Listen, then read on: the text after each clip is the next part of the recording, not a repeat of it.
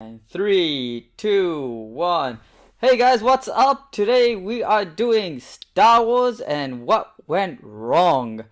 I'm Dude 2, that's Dude 1, and we're two dudes talking. So, Star Wars, what went wrong? Episode 8 went wrong. You think episode 7 was alright? Yeah. Really? Look, this is how I'm going to break it down. I always go in depth with things. Yeah. But, Force Awakens was probably the first Star Wars movies I saw in cinemas. Me too, because I didn't watch any of the others. The first Star Wars movie I saw in cinemas. But I was a massive fan of the franchise, mainly thanks to the Clone Wars TV series. And as a kid, I always had an interest in watching the Star Wars DVDs. Yeah. But I wouldn't be called a hardcore Star Wars fan just because my family and the people around me and the people who dictated what I watched at the time were not into those type of things. I know you can definitely they relate to that. But so The Force Awakens was my first real cinematic foray into Star Wars in terms of watching it at the cinema. I watched all three of the Rey trilogy. I'm going to call it the Rey trilogy in the cinema. The fact that I'm calling it the Rey trilogy is not incumbent. We call it the Palpatine trilogy. Not incumbent on the fact that it's bad because Rey is the main character. No, Rey is a great character, and I liked her in the Force Awakens. I found what they did with the Force Awakens by slowly revealing that Rey was the Jedi in that movie rather than John Boyega. Yeah. I found that to be a good subversive reveal because in the trailer we see Finn and we also see him holding the saber. Yeah. But we didn't expect that to be Rey. Rey, that's right. And that's right. In the trailer, Finn's holding. Yeah, we never saber. see. There's promotional art as well that came out during the time of the movie, and you see only Finn is holding the blue we never know saber, that it's actually. And he's actually holding it like character. he can use it. Yeah. But look, The Force Awakens was it was a good foray into Star Wars because I'd call it like the Avengers 1. The Avengers 1 was not perfect. It was a good movie. It told a story, but it did not reach the heights that it tried to symbolically aspire to reach. Well, the first symbolism and the depth. A New Hope. The depth was weak. With Star Wars, you can argue it was a similar sort of story because The Force Awakens is very similar to A New Hope. Yeah. And at the end of A New Hope, we see our heroes succeeding and being awarded medals. And similarly, we see that Rey takes on a position where she's being congratulated, and now she's gonna go find Luke Skywalker.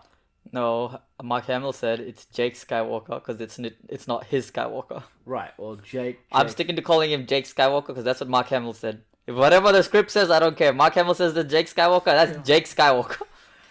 And the thing with the first movie was that I felt like it was trying to reach something that was deep and meaningful. Yeah. But it didn't reach that depth, and that's fine because it's a Star Wars movie. It doesn't have to be so dark or so deep. It just has it doesn't have to be a Snyder style movie, There doesn't have to be so many layers to it. But the first film, it was a good foray. It was fresh.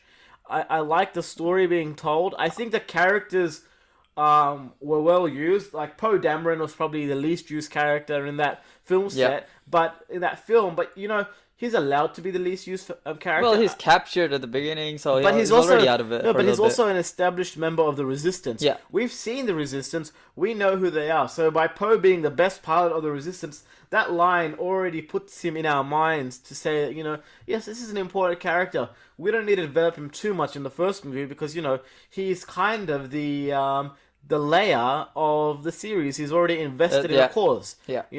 I know they're just swapping the roles and they're just giving it to different people. John Boyega's Luke Skywalker type of character ends up being more like Han Solo, right? And Rey's Luke Skywalker character ends up being more Han's. She's a mix. She's a mix. She's a bit more of a mix. Well, by the third movie, she's all of them. By the third movie, she's everyone. Yeah, by the third movie, she might as well be God. She's everyone. She's also the bad guy. Look, we'll get to the third movie, but for the purposes of the first movie, the only thing that I didn't like was that we had a fully trained pseudo Sith Lord. Yeah. And I call him a pseudo Sith Lord because he's not saying he's not really a Sith Lord. Yeah. Well, look at Darth Vader. He's called Lord Vader. Kylo Ren is not called Lord Ren. Yeah. He's not called Kylo Ren. He's called Kylo Ren. So he's a bit like you can call him like the Ahsoka Tano of the Sith Yeah. Empire. Like he's no Sith, but he's like He's definitely getting there. forging in that kind of direction. Yeah. And he's also inspired by Darth Vader. By Darth Vader. His grandfather. Yeah. He's inspired by Darth Vader's actions. And we find out that Palpatine is the guy that's been pulling the strings with him all along. But I find that to be a very weak ass pull moment. To be honest. With Kylo Ren, he's probably my favorite character across the 3 movies. Well, he's got the best actor on the in the And franchise. probably the only one with real character development, I would feel like. Even though it was fairly rushed and ass-pulled as well. I think to say that it's real is a little bit out there because no one is allowed to murder millions of people except maybe the presidents and stuff. Murder millions of people and go on this mad planet destroying spree, Crusade, and essentially. then essentially what they do is they say, okay, I'm good now, and get a kiss from the main heroine of the series. Yeah, and then it's all goods. That's it. All good. I'm on the light side now, even though for years upon years I've been on the dark side. It makes no sense, and it's weird because when you think about it, there's no real consequences to his actions. no, it's not about the consequences. It's the fact that he's on the dark side, and what you telling me Luke couldn't bring him to the light side? The guy that believed his dad, who was Lord Vader, still had good in him. Yeah, I don't know. It's a very Miller-esque Luke we get, and we don't see too much of this dark version of Luke that they show. And Well, we don't even know if it's believable because Luke and Rey and Kylo, they kind of tell 2 separate stories when they tell that event together. Like we get a retelling of that event together, and Luke is still questioning the decision to make. Where Kylo's like, "Oh no, he was about to swing at me anyway." Yeah. I don't know. See, I don't want to speculate on that kind of stuff because those are just holes the movie provides. Yeah. But I find the weakest moment in the first film to be when Rey so easily matches a Sith Lord who's been trained by Luke Skywalker amongst other Semi-Sith Jedi. Lord. He wasn't a Lord. Remember, we did say he was not really a Lord. But let's just say this He's highly a Sith trained apprentice. He's a Sith apprentice. This highly trained lightsaber wielding, very adept at using His the force- the force powers. His introduction is literally stopping. That was cool. What's it called? He stopped a blaster. Yeah, blaster beam. Yeah, he stopped right in the I middle think of it's a plasma beam or something. Either way, the Plasma beam, rifle, yeah. the beam that comes out of the damn thing is still to this day one of the coolest scenes I have He just ever stopped, yeah. seen. It was a Because great it was intro. completely unexpected. Yeah, We had never I've seen the never Force be seen used like that that because, kind of way, yeah. but it logically makes sense that the Force can do that. Yeah. It's not one of these ass pull abilities later on in the trilogy. Yeah. It's one that makes sense. Okay, we know because the And Force can pull and push. You know why it's believable? Because it was only one beam. Yeah. Not like A million. hundreds of beams. Yeah. It was just one beam. So it Yeah. makes sense that Kylo Ren was able to just focus and just keep that Yeah. in place. Look, it starts off great. Yeah, the starting is It definitely starts off great. Yes, it takes us to a lot of It's more familiar grounded, places. and that's the thing I think. Yeah. Like the starting of the first movie, I think the first 2/3 are very grounded, which harkens back to the original trilogy. Well, it develops the relationship between Rey and Finn. Yeah. And this is another very important point in this trilogy because after this movie, it kind of goes down the toilet. The amount of time that Rey and Finn spend together in the rest of the trilogy is almost non-existent. Well, And it's the same thing between Rey and Poe Dameron. Because if you think about it, they're she supposed only to be really meets him in number 3. Yeah, so the thing is, we're fully set up this entire time that this is a tight knit group of friends, but they barely spend any time together. And as far as we know in the timeline, each movie is set almost immediately after the other. Except number 3. Maybe except for number 3, but either way, there's not a lot of gaps. Whereas the original trilogy, they're set multiple years in between, so the characters have that time to develop in between as well. like to know each other and stuff like that. So like that's where the nuanced storytelling comes in. You know, it's Yeah. not like a clear on your face.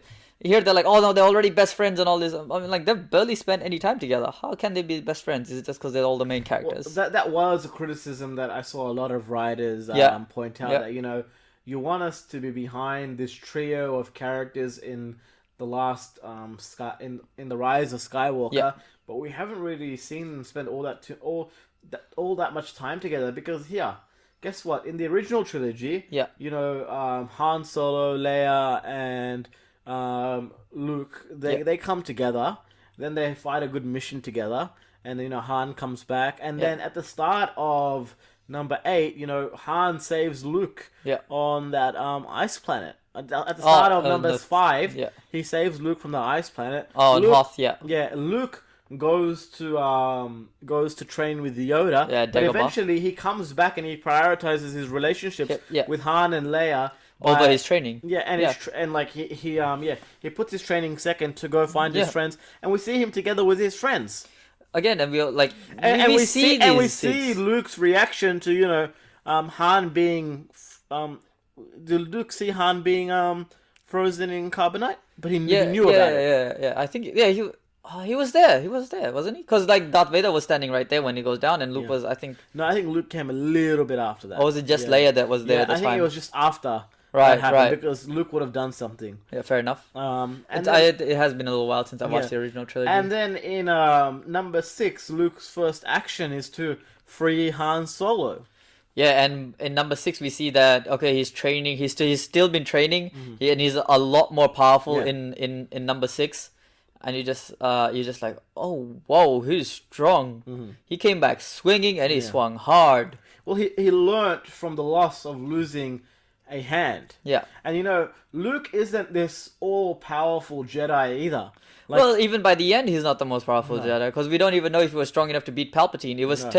I think it was stated that he's still not strong enough to beat Palpatine. no, he's quite young. Yeah, He's quite young, and he's on the light side of the Force, which is the harder road. yeah, It's not the easier road. It's definitely the harder road because it's Yeah. harder to acquire power. That's like doing the right thing is often the hardest thing to do sometimes. And that's the difference in the journey. Like the separation with our characters and the fact that in number 8 in the Last Jedi we see John Boyega instead go and develop a bit of a relationship with Rose Tico. Which look, it's not a bad thing in terms of representation, but No, in terms of the it's narrative useless. storytelling, It's useless. yeah, we separated one of the 3 main characters from Poe Dameron. We separated him from Poe, and we Rey's already gone. yeah, Rey's already gone. So When are they spending time together? At any point? No. And then the thing is, it's not even like Poe's story or Rey's story or Finn's story directly connects back to the other ones. Here's Poe dealing with a mutiny problem. yeah, This Finn's just doing his own shtick on a way to deal with the tracking, and Rey is just off world, doesn't even know what's going Well, on. She was training with Luke Skywalker. Yeah. But Which I don't know. was it really training? That's my question. She spent a day or 2 with him, With like a couple of days, maybe 3, maybe a day and a half. because like we've got okay. We don't even see Luke like teaching her anything except for maybe like two or three very minor things on how to feel the Force or whatever. Yeah. Right? And she's there swinging the saber and like the ground cracks and whatever. My question is where she learned to use the saber. Did Luke teach her these moves already that Right. quick? Well, that's the thing. Like, I think Star Wars, the films themselves, they don't know how to let time pass because we Yeah. know time passes in the 5th Star Wars film, Yeah. where Luke is actually training with Yoda. Yeah. Time passes, and similarly, time passes in the 6th Star Wars film. Although it's like not as much, it's not too much time passes, but it's spaced out evenly. Yeah. The events of the film are spaced out evenly. And number 4, a fair amount of time passes. It's not like a 1-day adventure they undertake. New New Hope? New Hope. Well, we see the initial introduction to Luke Skywalker, and we spend just general chunk of time with him. Yeah. And we know that Leia is already doing her own thing. Yeah. So there's the time that's passed already for her, right? So like all the characters, and then we finally meet Han, who's already been doing his own thing and has a whole reputation. Yeah. So there's this like backstories that are already built and ready. Whereas I feel like we're meeting these three new ones just as their story is getting started. Right. They're not already part of anything or whatever. The only one that had any kind of development was, I feel like Finn, because he was a former stormtrooper. So we wanted to know, okay, what's his shtick, and maybe It Poe. would have been cool if it was a Jedi. Well, so you know, so I'm jumping a Not little even bit a Jedi, ahead. he was just a Force user. Well, again, I'm jumping ahead a little bit here. But in the third one, you know how he's always like, I want to tell you something, right? John Boyega came out to say that it would have been either I love you or I'm force sensitive. Yeah, well, the I love you is mute because It's stupid, 'cause, she kisses Ben Solo at the end of it, and I say Ben Solo because she says Ben instead of Kylo Ren. Well, he has come back, right, at that He's point. come back, but he's not redeemed. Like He was a genocidal maniac, essentially. yeah, and I get that he stopped another genocidal maniac, but just because Darth Vader stopped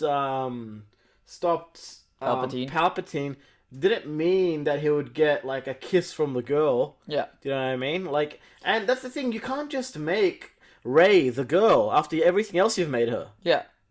It's just, okay, so in number 2, we see a lot of focus is supposed to be on Rey's training. And we get fuck all training, right? Yeah. But at the end of the movie, she shows up at the back end of the cave and just lifts like 1,000,000 rocks. Yeah. And I'm just like, how are you this strong? All I say, increases in the technology that allows for special effects. You're not wrong. Far advancements. I guess Yeah. I guess that's what dictated a lot of the Movie. A lot of the writing. A lot of the writing. Yeah. And They're like, we have this effects, we might as well use it. It makes sense, but then the Jedi Council has already seen its peak before. Yeah. And I don't, at least in the movie verse, I'm not even gonna get into the Legends verse or the comic verse or.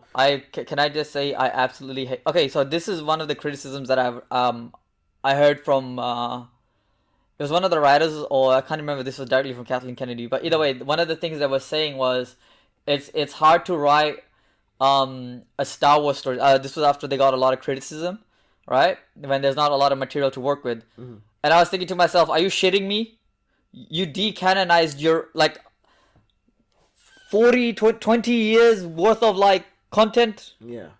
Well, I don't want to talk about this new trilogy they're making, but I saw some of the promos of it where they say, oh, we got all these writers in a house. Yeah. We're going to make something. And I'm like, you do realize by having 20 to 30 different writers in one house... It's not helping your situation. ...working in one story, that doesn't help your situation. And it sure as hell doesn't give the viewers any confidence. You only have 2.5 hours to work with per movie. Yeah. It's not like you're making a 5-hour movie. If you're making a multi-season story... Go for it. Sure, go for it. But the greatest things always start small. Yeah.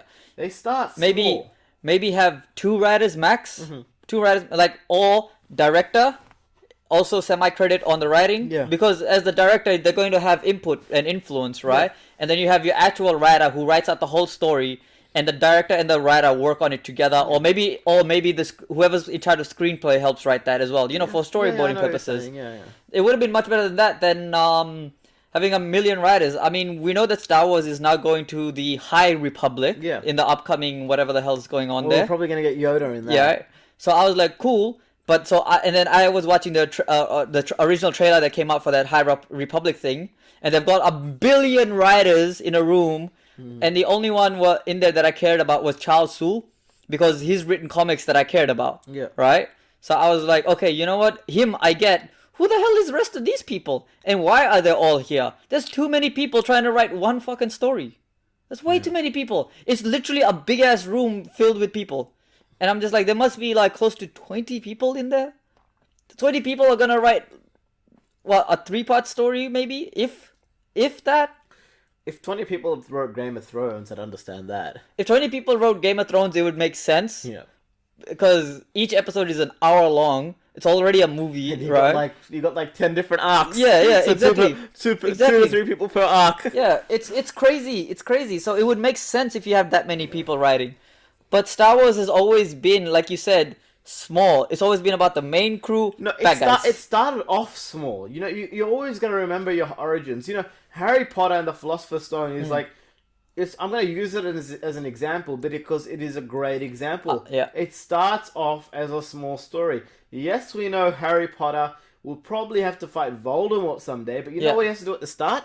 You know what he has to do in the Philosopher's Stone? He has to realize his self-worth. No, he realizes he's not that special either, because he comes to the school and he realizes he's not the smartest, or he's not the best. But things. But here's the thing. Harry, when he goes to school, realizes he's not all that different from other first year students, because even though he hasn't had any exposure to magic, like real exposure in terms of being taught, the other students also are in the same type of boat. Only Hermione Granger stands out because, you know, she reads a lot. She's highly studious, and she has talent for being a witch. But in that story, what we find out about Harry is that, you know, Harry is a character that makes mistakes, follows his heart, and that as the story goes on and on, he gains the self-esteem to break out from the shell the Dursleys put him through. That's Harry's journey. Yeah, and by the end of the film, he finds out, like, he acknowledges and he accepts that, you know, his parents loved him. Yeah. Because the fact that he's able to defeat Professor Quirrell with his mother's love shows him that, you know, I am someone. I'm not just someone that deserves to be stepped on all the time. Yeah. I'm a wizard. I know who I am. So Harry goes on to this journey to find out who he can become and who he is. If you know what I mean. Like, no, I get you. It's a proper story, a long story. Yeah. And it develops him slowly through that story, which is, and the thing is, it doesn't develop him through just him. Yeah. It develops him through the characters that are with him. That's right. Yeah. Which we don't get with Rey. Rey, first of all, I don't even count her development as development. What was her development? She was already freaking kicking ass right from the get go. No, Rey starts off like on Jakku, and this is but what's her development? This is why I like The Force Awakens. Because she starts off on Jakku. Yeah. She forms this connection with Han Solo as well. Oh, yeah, that father figure. Like, because with Finn's connection, Finn is dependent on her. Yeah. You know what I mean? It's not like she is dependent on Finn. Finn sees her and looks at her as something that as he should aspire to being, because Rey she's smart, she's brave, she makes the decisions that he doesn't want to make. Yep. He wants to run away to the edge of the galaxy. Rey wants to go to and fight. Yeah, Rey wants to do something. Yeah, she wants the adventure. She wants to be part of the resistance. And that inspires Finn. Yeah. And like Rey's relationship with Harrison Ford's character Han Solo is very important, because Rey, for the first time, gets something she hasn't had for a very long time, like a father figure who cares about her, even though she's not his own daughter. He just sees, and there's an instant connection. Yeah. Like, you see that inside the Falcon when they first meet. They know the switches and all these kind of things and how the thing operates. I was surprised that Rey was so well versed in all these in this technology, despite having no teacher and despite living by herself. That was one of the complaints that people were having once all three came out. That they realized, hey, she's good right from the get-go. Mm-hmm. She can fight because she beats Finn, right? And she's one of the best pilots. Well, no, but like right at the beginning, like she knocks him out, right? She's a damn good pilot. Mm-hmm. We find out because she flies the Millennium Falcon and beats a bunch of TIE fighters. Mm-hmm. But then also at the end, and then midway through, Kylo tries to force her to tell him she can outforce him, and then by the end she also beats him. Yeah. I mean, I get it, like, in the first, like, when her and Kylo fight, Kylo's injured with a blaster, but we can clearly see that Kylo literally hits the bit where he got blasted, because he's like, I'm not affected by this all that much, come on, let's do this. Yeah. You know? But he is, because, you know, you're always going to be affected somewhat by an injury. But I still think, considering how powerful Kylo Ren was supposed to be in the series, and he clearly shown to be, the fact that he loses to a novice not knowing what the hell they're doing, and the thing is, they just don't want to make it a clear loss, so they just split the ground and be like, oh no! No, but that was a loss. Yeah, that was a loss for Kylo, but like, the only difference was there was like, oh, she didn't stab him. He got his face split open. Yeah. It's so stupid. You do realize it, right? Yeah. Like his face is Yeah. like split open. Yeah. It's Um, stupid. It's so stupid. She should not have had a single chance to beat Kylo Ren. If It should not even if be Chewie close. came back with his ship and then like I mean, look, shot him. if there was help from like Chewie or like not can't have Han at that point, but just another person who's well versed in fighting. I get if Finn is not the most useful. I mean, if maybe if he had a blaster, because he was a stormtrooper, so maybe Yeah. as a blaster or Well, something. stormtroopers aren't that good at aiming. I know, but you get my point, Yeah, I right? get Like your he, like if there was some distractions or something, then Ray wins. But no, Ray fights him one on one, Yeah. no distractions, and she wins. Yeah. She wins, and she has no idea what she's Like I doing said, nor that's how the to weak- fight. That's the weak point because it just goes against the law. It's not like she's even used a lightsaber before. All she has is a stick, a metal stick, a pole. She has a pole. Yeah. A pole and a sword are two very different weapons. things, yeah. And I know that like they say that she was able to get his experience when when he tried to invade her Oh mind. yeah, and she says, "I can see inside," or like, "Oh, so much rage, so much sadness," or something like Yeah. that. Yeah, That you'll never be like Darth Vader Yeah. or something. Like it's just look, that part didn't make as much sense to me. And there's a reason Luke Skywalker didn't beat Darth Vader at the end of A New Hope. yeah, He beat General Tarkin. yeah. That's what Luke Skywalker Grand did. Moff Tarkin was probably Yeah, one of the coolest he villains. beat General Tarkin, and maybe if Rey had done that instead, Beat what's his name? The guy that looks the Hux, blonde but Hux Hux. is- Yeah. that's another character that kind Well, of. went Hux down was the just toilet. kind of murdered, like not like murdered as in I mean like yeah he was murdered in the series, but I mean murdered as in his writing was murdered. Yeah, his writing was pretty bad. Yeah. And but look, The Force Awakens it's a good film. It's a fun movie if you it watch was- it on its own. it You, wa- you know what I've learned? This is gonna. Each of the three new trilogy, they're great if you watch it and ignore the others. The second one isn't that great. Yeah, but that's the thing. It's not great, but they're like well enough to watch as long as you ignore the others. I couldn't watch the second one again. I'll be honest with you. I can't watch the second one twice. The last Jedi is just Bad. Oh my god! Like so bad. Ryan Johnson is a good director. He makes good films. He's Look a at great- Knives Out. Yeah. I mean, it was a little on the Right, nose yeah. who the murderer is, but Yeah, but it wasn't about that. yeah, but the writing was very well. Yeah. It wasn't about that. Like Knives Out is this great. It's this Knives Out, and we're talking about a different film, but like this is how good Ryan Johnson is. Knives Out is this great tribute to the crime genre. Yeah. Do you know what I mean? Like it just goes through this point of cozy home crime fiction, a who done it, Yeah. and then you also have a Sherlock Holmes like figure from the Victorian era of crime writing. You Yeah, know no, what no, I mean? Like, but okay, it's- but here's another thing. Can we really blame Ryan Johnson? Because neither Kathleen Kennedy nor Disney knew what they're doing with the trilogy. I don't know if you saw the most recent interview that Daisy Ridley did. Yeah. It kind of went viral a little bit because it resulted in her basically shitting on Disney and Kathleen Kennedy and everybody at Star Wars. Why would she shit on Disney and everyone? And Well, so- they made her character like the most No, so- unbeatable character ever. No, so this is what happened. So she was asked in the interview, "Did you know what was going on, like with your character?" And she basically said, "Nope." They were changing it per movie. Even in the last one where Palpatine was there, they were still playing with the idea whether or not he's her grandfather. They had no idea what they were doing with the trilogy. They had no idea what they were doing with her character. They were just almost, as she was like, they were pretty much making it up as it was going. Right. So it was a really bad thing to say. And the thing is, she only said it because John Boyega has been coming out and constantly, You ain't gonna Disney Plus me. yeah, he's been constantly just pointing out the problems at Disney. Well, John Boyega was hard done by. Like I said, like John Boyega's character and like Ray's character had this connection, this relationship that should have been explored throughout the film. And it's a very shitty thing to do. To say that John Boyega wants to tell Ray something Yeah. and mention it twice And not then have not it. fucking tell us by the end of the film. Yeah. Like, Well, what the hell? I mean, they're not the look. All three of the main cast, including Poe Dameron, Oscar Isaac, right? Even his character, we get 2 full movies, and then they realize, whoa, we have given this character 0 development. In the 3rd movie, they try to give him a random freaking backstory by saying he was a spice smuggler. Yeah.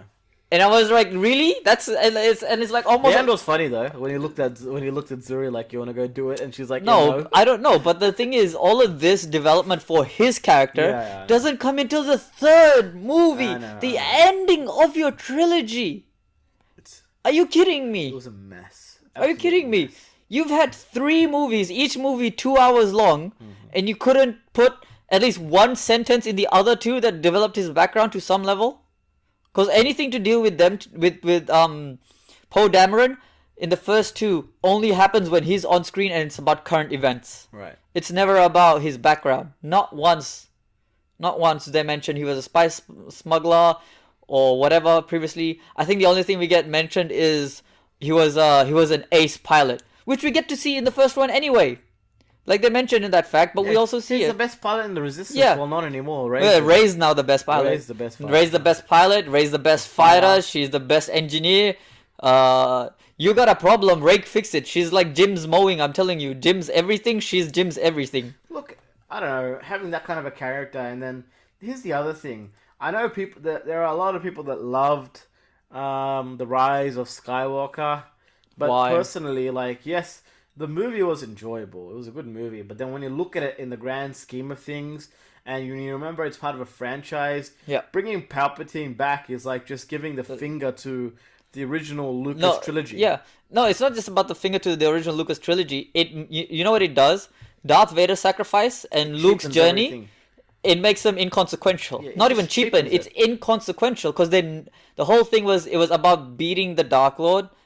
They never did it. Well, they freed the galaxy, but not really. Not really. Well, First Order's still there. Didn't free it. And as far as we know, here's the thing: we don't understand how powerful the First Order is because at least when in the original trilogy we know it's called the Empire. So clearly they're in charge. Where the hell did these guys even come out of? Where the hell do they have resources? How did they build a weapon in the first one in episode 7, where they can build a Death Star that's so strong that it destroys multiple planets? It's made at out once. of a planet. Yeah. And no one knew it was happening. It was happening. It's I mean, so like, stupid. the Resistance should have been in positions of power.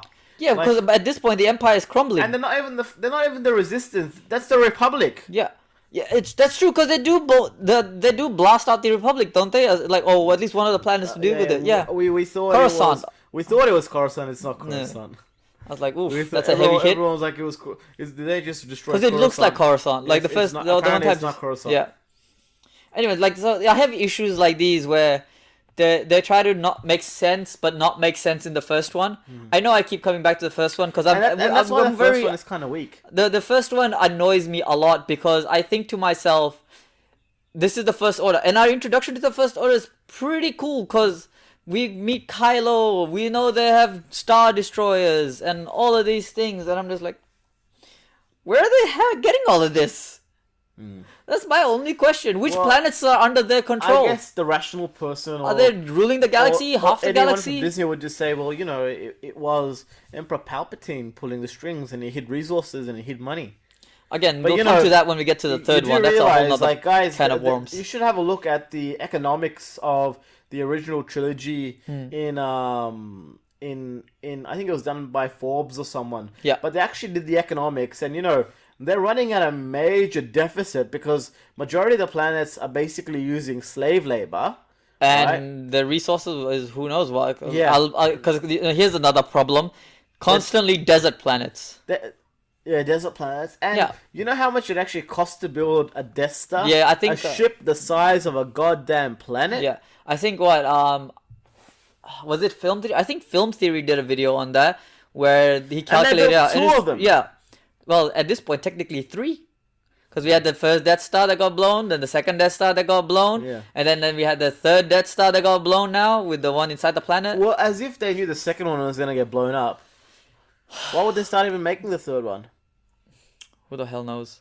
Like, and that's the thing. Like, it's just You know, if your thing doesn't work twice, maybe stop. yeah. Like, if they had made The Force Awakens a story about Rey finding her place amongst the new Jedi ranks, it would have been cool.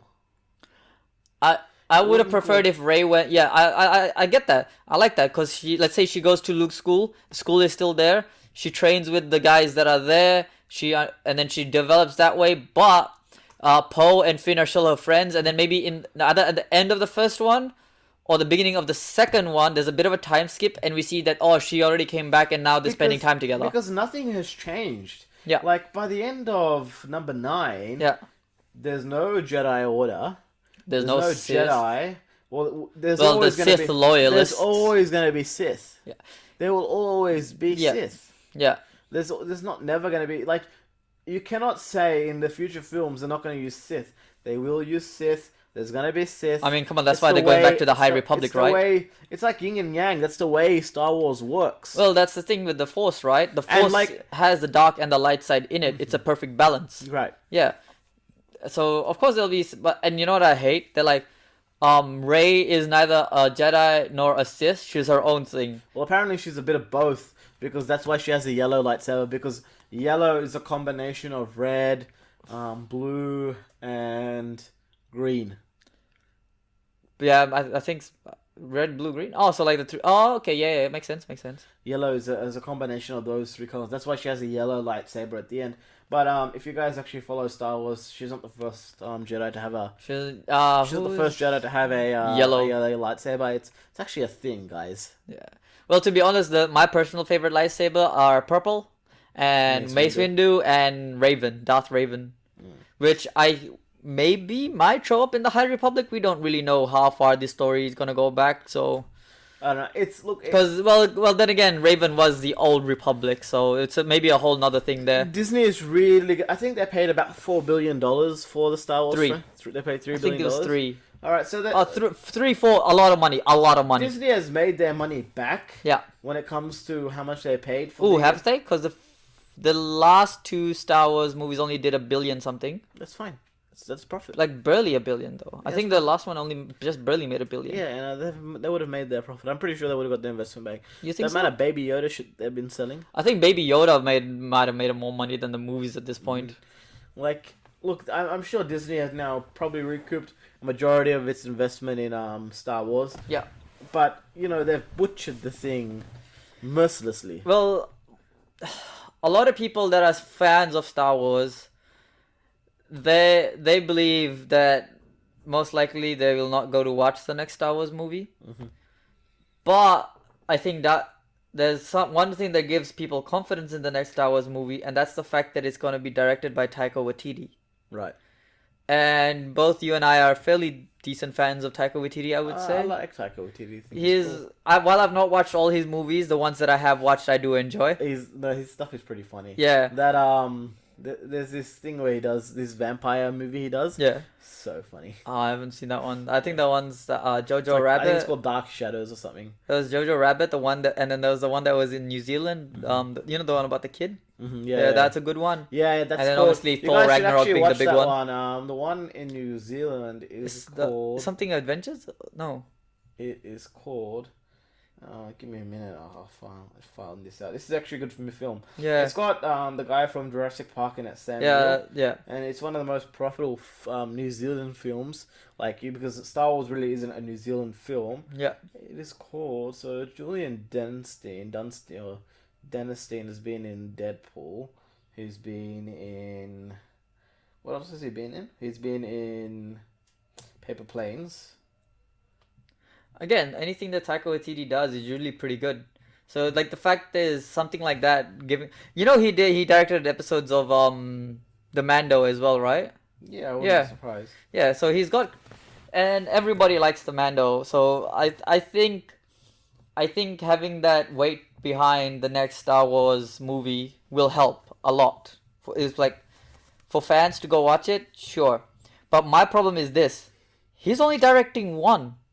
So we're gonna end up in that same freaking problem. There was a lot of criticism at the end of The Force Awakens where people just said, it's the same shit all over again. Yeah. And he said, don't worry, it's coming. No, it's my issue wasn't the fact that it was Hunt the for same the Wilder thing. People. Right. See, my issue wasn't the fact That's that it the was film similar. of Julian Denniston's the Taika Waititi film that you guys Right. should watch. Hunt for the Wilder People. You guys should also have a look at What We Do in the Shadows. What else you got on there? Oh, is that the vampire one? Yeah, the vampire. What We Do in the Shadows. Yeah. But yeah, look, J.J. Abrams said, it's not going to be the same. Yeah, but I don't mind the same because it was done with new characters and they were exploring some new ideas, and I was fine with that. It was No, look, no, I get. It's stupid. It was the same. No, you know no, how the you know how general- Darth Vader was Luke's father. Palpatine is Rey's grandfather. Yeah, but we didn't How know it this fucking time. original. We didn't know it this time. We didn't know it last time either. No, but like We didn't know when the original trilogy was yeah, happening. yeah, when Do Luke you was, think they actually knew? They didn't know. yeah, they probably didn't reveal No it one right knew. until yeah. And then it's a massive arseful. Like, oh, her grandfather is Palpatine. That's why she can use Force lightning. And I'm just thinking back to the quote that Harrison Ford's character said in The Force Awakens. Han Solo said, "The Force doesn't work that way. It's not a fucking genetic thing." Oh, fair enough. Well, I mean, so far it seems like the that's not genetic how the thing. Force works. Using Force lightning is a key attribute of Sith. You have to Yeah. be a true believer in the Sith cause to use, use lightning, yeah. And you can't use it without consequences. There's consequences to using Force lightning. Well, I mean, we see Palpatine freaking shriveling up the first time he uses it, or at least in the series. But then again, that could be the effects of it blowing back on him as well. No, I would also say Dooku got progressively weaker the more he used it. You think so? Yeah. Well, yeah, Dooku was always like stated to be one of the great Jedis when he was on the light side. He was a Jedi Master. Yeah, yeah. And then going over to the Sith. And even Yoda was not fearful of him, but He knew Yoda that- was very wary of him Yeah. because he knew how powerful Well, Dooku they do fight, and it ends in a bit of a stalemate. But nonetheless, Dooku was no pushover. But No, like, no. yeah, clearly, he got weaker as Dooku time took went on. Anakin on and Obi-Wan Kenobi. Yeah, Both of them on. He took them both on. And Obi-Wan Kenobi, everyone knows Obi-Wan Kenobi is no slouch. Obi-Wan Kenobi is considered to be one of the most powerful Jedi's at the time in the whole thing, because he's quite gifted. He was trained by Qui-Gon. Yeah. So Qui-Gon, while Qui-Gon wasn't a warrior Jedi, he was like the scientist version of a Jedi. More of a philosopher. Yeah, philosopher, sciences, those kind of things. That was the thing that Qui-Gon's But he was a master. But he was still a master. But it was a bit of an outcast master. Yeah. Well, he had outcast ideas. And he wasn't on the council, I don't think. Don't all masters end up as members on the council? No, is there only a select? Yeah.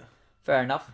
Makes sense. I think there's only one Grandmaster, and that has to be unanimously voted on. And I think canonically, there's now only been one, which is Yoda.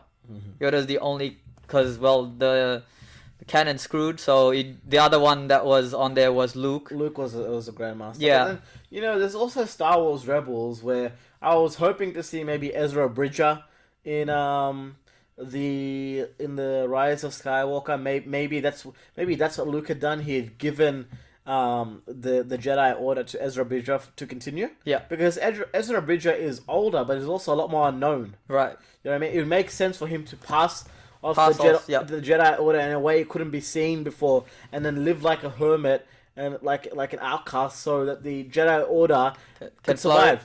Survive and flourish in a new way. Because Yeah.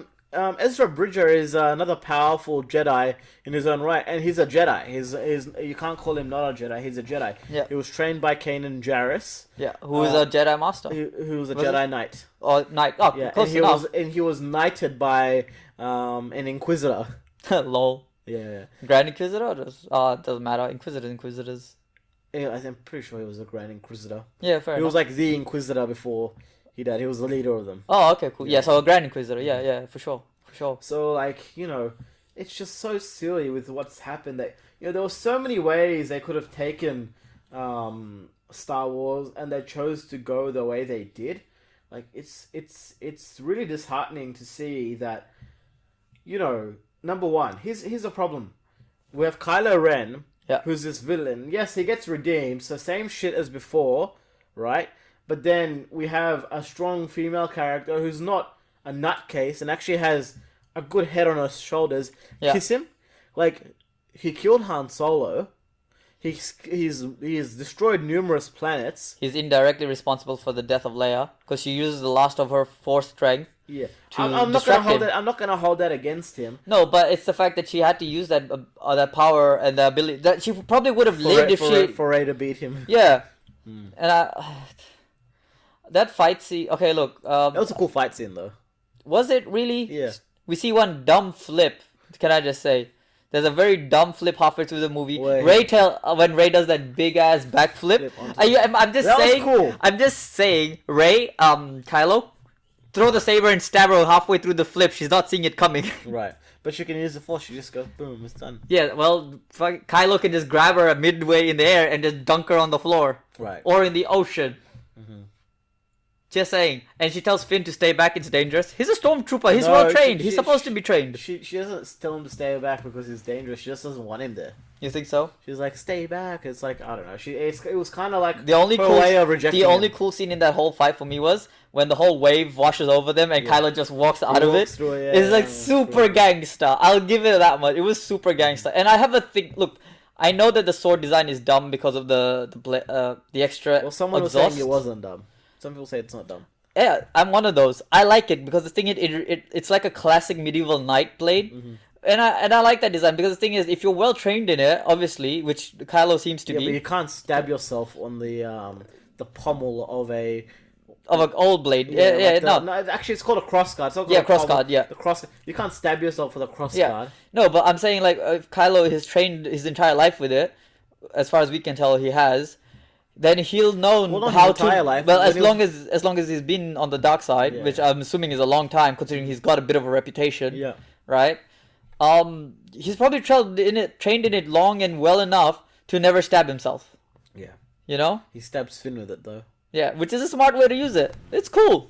Burns him with I love, like, my thing is, and I love the sound effect of it, because it's a cracked crystal on the inside, because it's split just like how his personality is between the light and the dark. Yeah.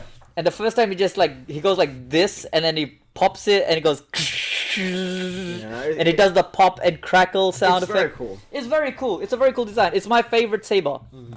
A lot of people, it's Darth Maul. Well, that's the one you're gonna get at Galaxy's Edge when we For go, sure, right? Yeah. for sure, and maybe Mace Windu's if it's there. Mace then- Windu is there. Yeah. Yes, and I'll probably grab that as well because I have a thing for purple, and I have to get the purple saber. Do you know why Mace Windu has the purple saber? Because he wanted to stand out. In Yeah, the, in the big fight scene in big the fight arena. scene, Yeah, so yeah, it's yeah. like, give me a purple lightsaber. yeah, Makes sense. Makes sense. And Look, George Lucas is like, yep, okay. look, purple I'm just lightsaber. saying.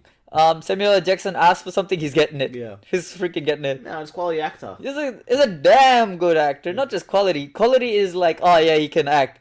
Samuel L. Jackson's a tier above most people. Prequels did have their issues though. Oh, of And course. No, look. We'll cover the prequels in another video. But Here's my thing. Prequels were bad. I mean, come on, Jar Jar. I don't know. He wanted the kids to have something they could root behind. As a kid, I enjoyed Jar Jar. Yeah. I love Jar Jar. He's my favorite character What as happened a to kid. Jar Jar? Who the hell knows? Who the hell finally? Do you killed, know the Who the hell finally killed Jar Jar? Do you know there's a secret fan theory that Jar Jar is a He's a Sith Sith Lord? Lord, yeah, yeah. I mean, it kind of makes sense, and I'm Yeah. like, oh my god, it I would be wouldn't the be coolest surprised thing. if he took to the dark side just to follow Anakin, and because Yeah. he was pissed that Padme died. Yeah. Again, look, the prequels have their problems, which, look, I get it.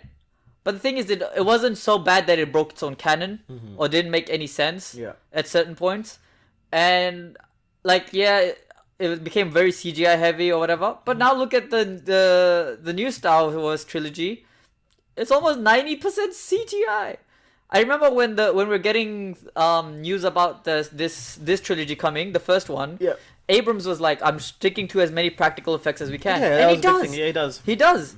But then by the time it's Ryan Johnson's turn, Well, they're mainly Screw in it. space. screw it. Oh, and they were so stupid. Oh, So- space fuel, please. Space fuel. You know, if you want to do a good car chase scene movie, watch Mad Max Fury Road. That teaches you how to get it done. Good. That's such a That- good We're movie. gonna do a good. I'm gonna do Oh. a good video on the Good Millerverse. female lead too. Yeah, Furiosa. Damn, good female Oh, lead. so Oof. cool. She's powerful, strong, stands on her own, and And doesn't. smart. And she's smart, and she doesn't make the male lead look retarded. Just saying. She can make the male lead. She look can. Retarded. She he can. is retarded half the time. Yeah, but He's like called the- Mad no, Max. No, but the thing is, it's not like a strong female lead, constantly downing the male lead. You know, which we see a lot in female led movies, which sucks. That's not a bad thing. There's been so many films where males have done the exact You same think so? thing to females. If it's about equality and stuff, great, I get it, because there are some dumb males out there. Yeah. You know what I mean? You can't just say, all female, because there's a whole spate of movies where females are treated like just the trophy, right? yeah, just a trophy, don't have their own thought in their head, Yeah. and that's why I really like most of James Bond movies originally. I really like the Mummy trilogy for that Yeah, reason. that's because that's a Rachel good Weisz's balance. character Yeah. is like hella smart, and Yeah. she provides a good balance and a believable balance to Brendan Fraser's action adventure hero. Yeah. You know what I mean? Like, it's the brains and the brawn combination. basically, yeah. And like, and in the second one, she's more than just a pretty face. Yeah, she turns out to be a warrior. Yeah. And in the first one, she gives herself up to save. Oh, she yeah. gives herself up She to save makes the main character. She makes a critical decision. Yeah. So she's not just any damsel in distress. No, she's one who decides to be captured to save the main character. Yeah. Like, Again, it's those things where a female character was written well. yeah, Right. well Even written. though the male character is not that great. Like written. Brendan But- Fraser was pretty no, good he, though. he was, but he could use some work because he was very clearly.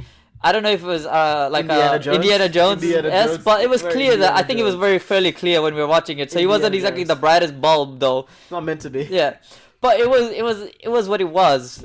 Anyway, it was well written, and then we come to this second movie where the writing just falls apart, especially when it comes to the Haldo maneuver.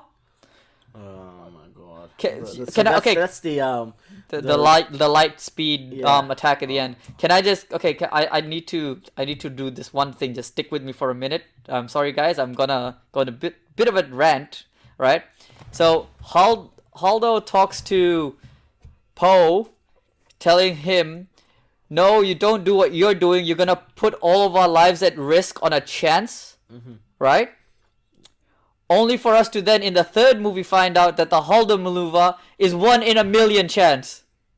Do you realize that? So she put their lives at risk on a 1 in a million chance of something happening. Look, Laura Dern is a quality actor as well. Yeah, but she's a very well-established actress. I have like no issues against Laura Dern. it's the character. It's the writing. Oh my god! It's what the hell writing. happened It's. there? I love it when her and Leia talk and they're like, "Oh, you think he's cute too, right?" It's like the writing is good in like miniature minutes. Yeah, but And her sacrifice at the end is sacrifice- so strong. Yeah. So strong. But in the third movie, fuck that shit. It was not a choice. It was a chance. You realize, so she would have done the light speed skip, and and she was lucky to be 1 in that million, she would have just gotten out of that problem altogether. It would have been the funniest thing. She just leaves. She just leaves. They would have been able to follow her. Yeah, but then like they probably would have realized, oh wait, they're on that And then planet. they decided to copy Star Trek by having because in Star Trek in Into Darkness they found out that you can follow someone through hyperspeed. Yeah. So Star Wars decided to do the Same thing. Yeah. I'm like, oh, what a cop out! How stupid! You can't just break these things, guys. Like, come on. Look, they broke light speed skipping in the third one, so who cares? Is that supposed to be really hard? It's supposed to be really hard. It was one of the big things that only I think Han knew how to do at the time. Why would Han do it though? I think they were using it to get away or something. But he says we're not doing light speed skipping because it's really hard to do. Something like that. I can't remember. It's been a little bit since I really should have rewatched them before doing this review. But that's my Maybe bad. he light speed skipped in number 8 when he got to the planet because they were supposed to. Either way, look I'm talking like in the original trilogy Right, thing. right. Yeah. But here's Poe, who is light speed skipping not once but multiple times. Yeah. And the TIE fighters follow him no problem. Yeah. And not just that, Ray can do it much better. Yeah, and apparently Rey's a better pilot than the ace pilot of the Resistance. I quit. Like, Luke Skywalker was a good pilot, but he wasn't as good as Han. No. He would never get in the Millennium Falcon and captain it. No, it was always Han's baby. And like the thing is, the Force doesn't. It's not about being a good pilot. That's not what the Force helps you do.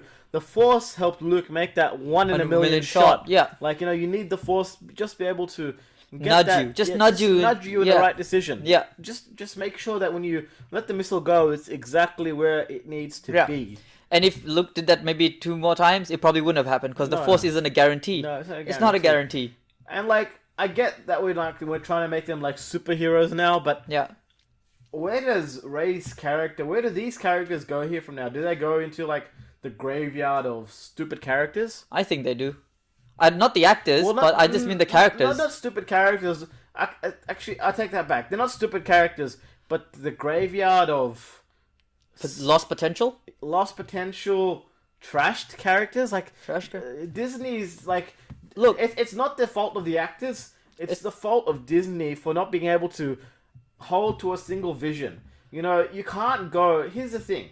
well, if you give 3 directors their own thing, and like, can I just say, Who directed? Didn't J.J. Abrams direct the last one? no, but it was supposed to be 3 different directors because remember, it was supposed to be JJ, then Ryan, and I forgot who the 3rd director was, but he had his own script. He had a whole script ready to go. I think the final thing was called the Phantom the something. Duel of Fates. Duel of Fates. That's right. That's right. And like in that one, Kylo doesn't get redeemed. He's Yeah, gone. yeah, but Which like makes sense. Which is a much better story, I think. Personally, I've read bits of the script that have been leaked.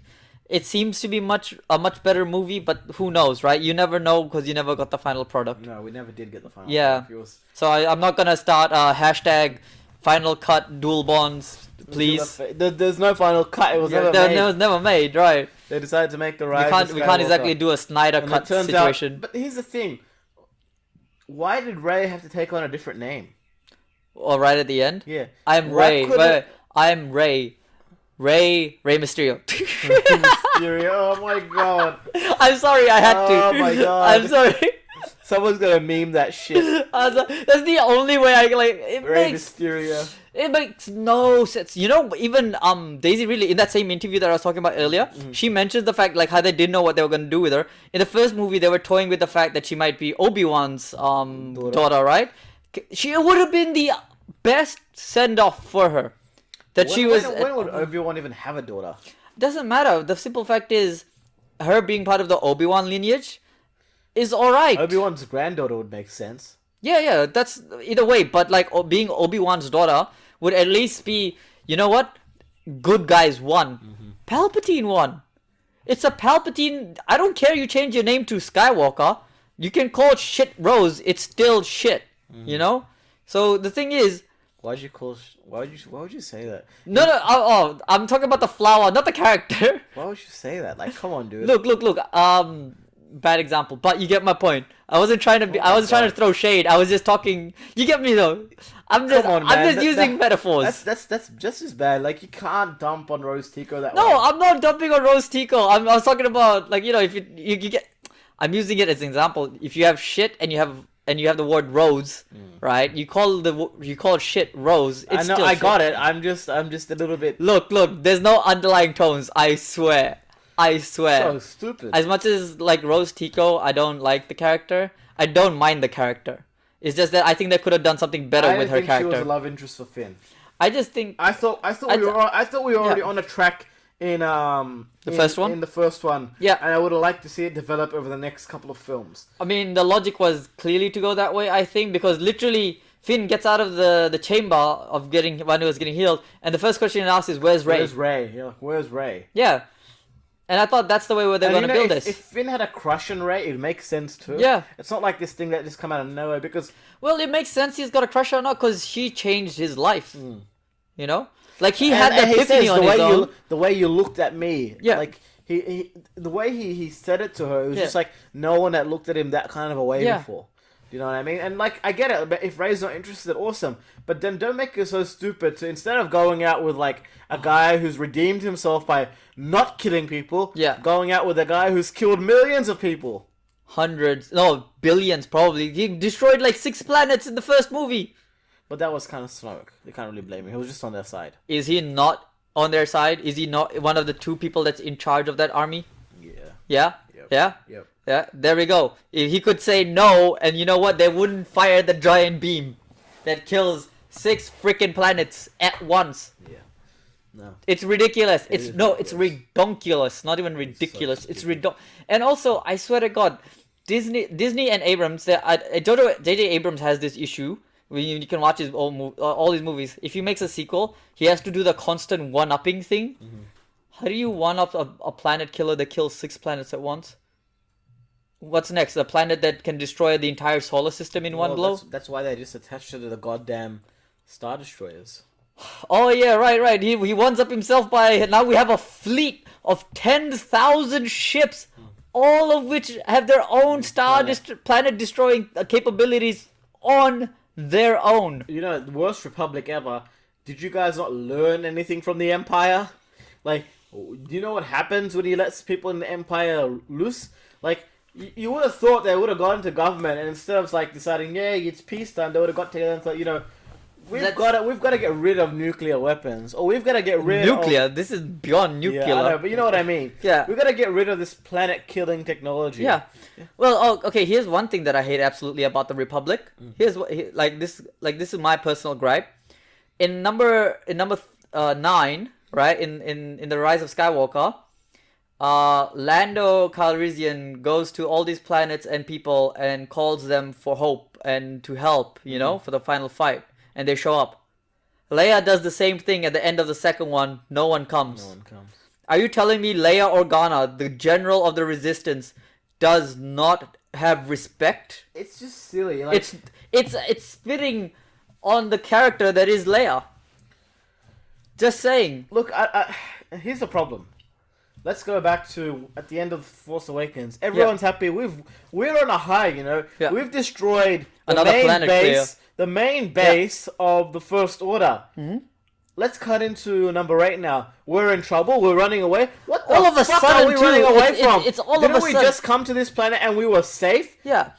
Like, are you telling me they're really that big? Like, you gotta be absolutely kidding me. Like, where they started number 8 at, it's like they try to do the thing they did in Transformers 2 and start big, but it doesn't hold because we ended happy, jackasses. Yeah.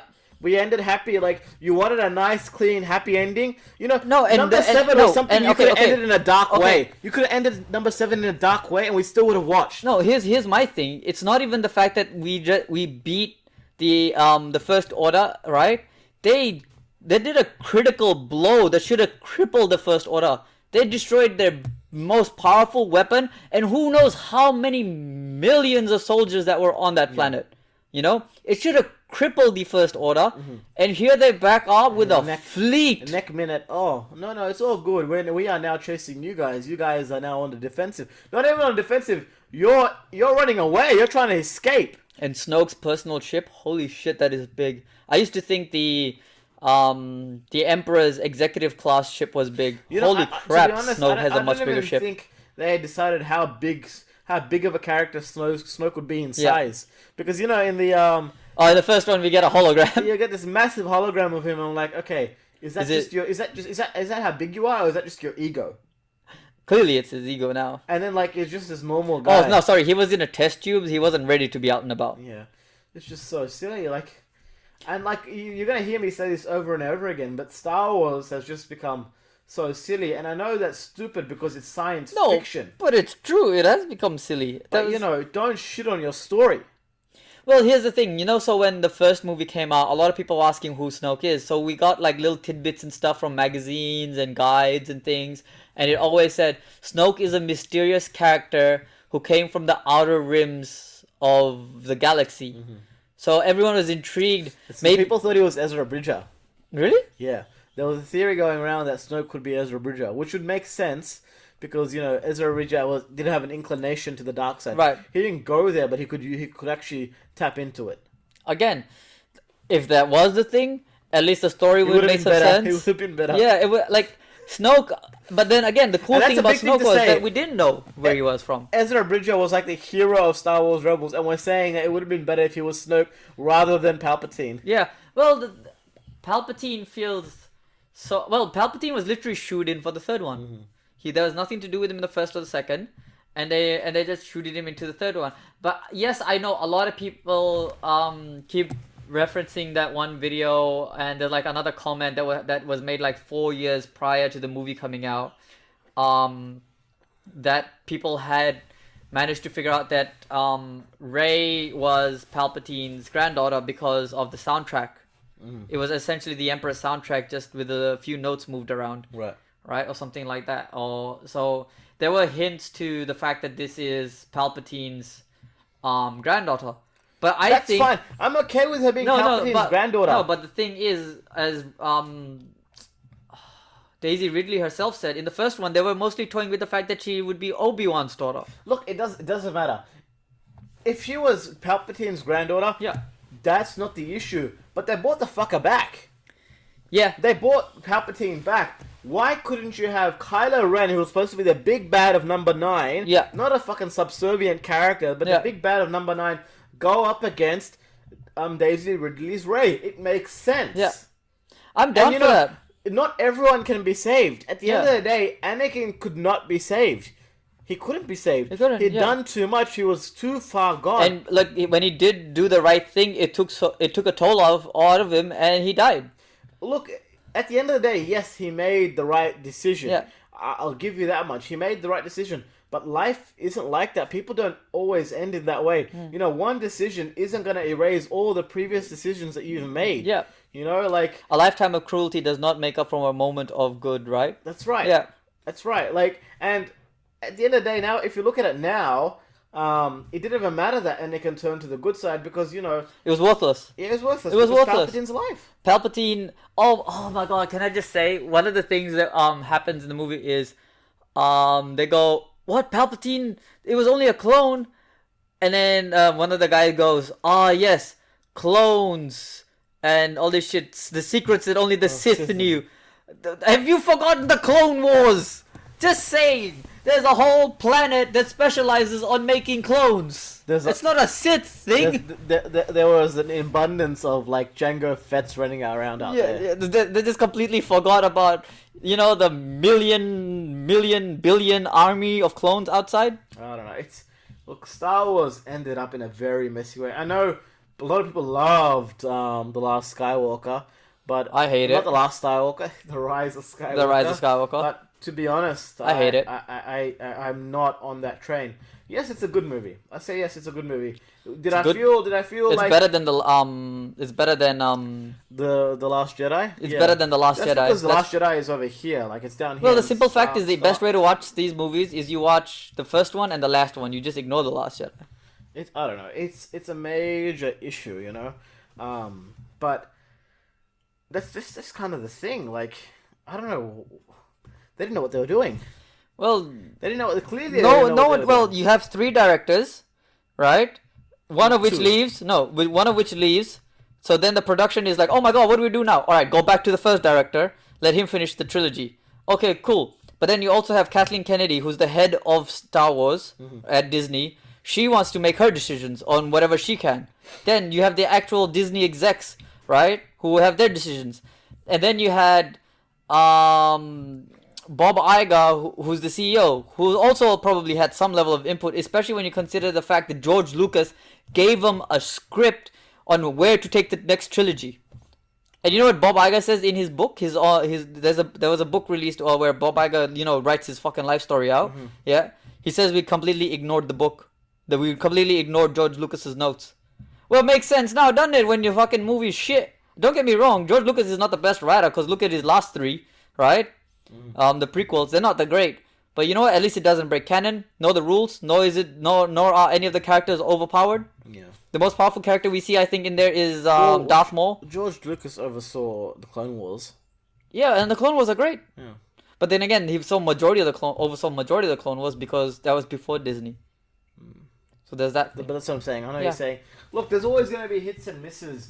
But at the end of the day, No, the there's- prequels didn't kill the franchise. The prequels didn't kill the franchise, and they weren't so bad that you couldn't rewatch them. This new sequel has made the concept of midichlorians feasible. It's just all It's kind not of... even outrageous anymore. And here's the thing, like, Rey is the strongest, most powerful Jedi Master to ever exist without even properly being trained by a Jedi Master. And you can't call Leia a Or a Jedi... Sith Lord. You can't call Leia a Jedi Master because She's not? she's not. She was basically on the way to becoming a Padawan, right? Yeah. You know, like, she was just undergoing... She the- barely had enough training to call herself a youngling. Yeah, like, Luke Skywalker, it took him years to become a Jedi Master. Yeah. Like, he didn't just Again, become... that's the thing, right? In the original trilogy, there's major time skips, and and we're told that he's been training with Yoda. Yeah. And I don't think Yoda would have given him the title of Jedi Master in number 6. Clearly not. I think he was still a knight in number 6. Yeah. I mean, well, when Yoda dies, I think he mentions the fact that he's not quite ready yet, but he also says there is another. Yeah. Referring to Leia, of course. Either Leia or Ezra Bridger. That's what people are saying now. Ezra Bridger is out there somewhere. There is another. Yeah, but I mean, and Yoda knew about him. Well, no, but Ezra Bridger is a much more recent character compared to when the movie was actually written. So if you have to take it in the context of the original trilogy. So obviously at that point, clearly it was Leia. Right. But again, Ezra Bridger, because he fits within the canonity properly without breaking anything. Well, he's a Disney idea, remember? Yeah, I know, but the thing is, unlike the current trilogy where a lot of its shit don't make sense, at least it's listening to it's still sticking to those rules. That's another thing. The animated side of Disney, they're doing a great job. Yeah. Great job. So far. The send off for Clone Wars was great. Rebels is good.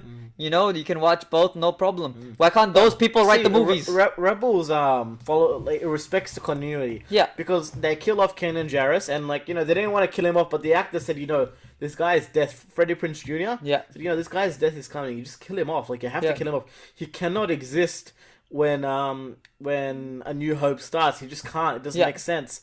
And they had Ezra go out to the Outer Rim with Thrawn. Right. So that way he's out of the picture. Yeah. Yeah. And Ezra willingly goes to the outer room with Thrawn.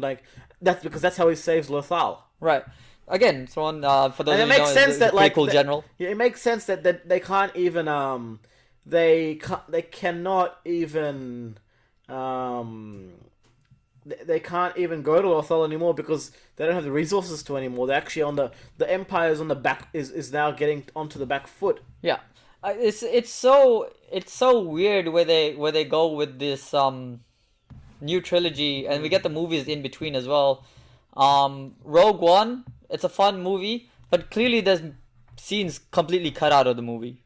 It's a good movie. A good movie. I really like Rogue One. I don't mind it. Don't get me wrong. Especially because Rogue One holds a lot of weight on the script. Diego Luna, I think he's the actor who plays Cassian. Oh yeah. Cassian, he does a really, really good job. I just love the fact that Donnie Yen's in it. Yeah, Donnie Yen's in it. Yeah, too. that's a big plus. And Felicity Jones is hella good. No, I like her in general, so yeah, I don't mind. She did a really. But good you can job. see if you watch the trailers, there's scenes with her that are clearly not in the movie. Oh yeah. Yeah, there's a scene where she's got she's wearing the suit of a stormtrooper. Oh really? Yeah, and the lights and stuff turn around around her, and she turns. That's not in there. There's another scene where she's limping towards an edge of a thing, right? And a TIE fighter shows up. That's not in the movie. There are scenes and bits of the movie that they cut out. And again, this is too many people meddling with the existing scripts. Apparently, there was an idea floated that they wanted her character and Cassian to escape. I wouldn't mind, but I think the fact that they died is more heroic. It's way better that they died. But here's the thing, so the dad's revenge involved him, pretty much ensuring the death of his only daughter. He sent his daughter down the path of revenge for death. Look, it's still a good. It's still a. But Mads Mikkelsen was awesome. He's awesome in almost everything he's in. Whether it's Hannibal or. And that cracked $1 billion, by the way. North. Did it? Yeah, it cracked $1 billion. Not surprised. I think people were still riding the high of Star Wars at that time. No, but it makes sense because it happened for A New Hope. Yeah, that too. And then we get The Last Jedi, and it's just a clusterfuck of what? Yeah. Look, I think maybe that entire scene when they're on that planet, Star Wars isn't for everyone anymore. Eh. Star Wars is not for everyone anymore. Nah. And you know what? I don't mind it when franchises go to new audiences, but this is something you gotta remember. There's a reason why franchises are successful, and it's because of this very, very dedicated, overly obsessed audience that really look at cares. Australia. Australia really cares about what happens. Australia literally has one of the largest populations in the world, where people. Smallest. No. Hold on. Where people religiously identify as a Jedi. Did you know that? No. We have 80,000 people that religiously identify as a Jedi. Are you serious? Yeah. That's crazy. It comes out in the census statistics. I think it was 50,000 a few years ago, then it jumped to 80, and now it's probably 0. Am I wrong? Yeah, that probably killed It's probably 0 now. Yeah, I don't know. you've always got to remember that your base audience, the guys that tacked onto Yeah. your franchise first, they're the keys to your success because they're showing your films to their children. And those children will show it to their children. And it's that Are you gonna show your kids the last trilogy? I'm gonna show them the original and maybe the prequels, and that's Talking it. about the last trilogy, number 7, 8, and 9. Nah, Yeah. I'm not going to. The hell, there's already talks about decanonizing these three anyway. Did you know? Yay. Yeah. There's already talks that these three might no longer be considered canon, and they're gonna redo it. So we might get a new 7, 8, 9. Well, can we do one where Finn Boyega is a Jedi? I would like one where Finn Boyega is a Jedi, and Rey, instead of a Jedi, maybe she's... Why can't they both be Jedi? Fuck it, yeah. I don't mind. I Well, don't what mind. if they're You know both- what? you know, You what make if no. you Here's make the a- thing. Here's the thing. You make Kylo Ren so powerful that it takes two Jedis. It makes sense because he's a Skywalker. He's a Skywalker. Skywalkers are supposed to be powerful, and he's not just any Skywalker. He's Leia Skywalker, direct descendant. Direct descendant. You know, he should be OP as shit. I think that's the argument they make with Rey. Yeah, but that's the problem. It's wrong, isn't it? Yeah. It's wrong. I don't know, when she used the Because lightning, she's I was broken. just like, She's what broken. the hell? And then the healing As a thing. good character, she's broken. The healing thing is just like, oh my god. And you know, they kind of try to make it like normal by making the Baby Yoda heal. Yeah, they try to make up for that in the Baby Yoda shtick. I'm like, no. Did anyone heal anyone in the Clone Wars? Did Yoda heal anyone? No, it doesn't happen. You guys are just adding shit. Literally, you're forgetting that Anakin goes to the dark side to learn how to heal, how to escape death. And here, she can just do it. She can just do it. I was like, she can just heal. And No one taught her. Ben was about to die. She heals him from death.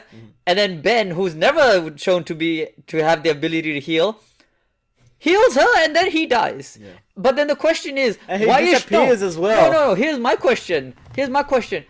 Why is it that his healing,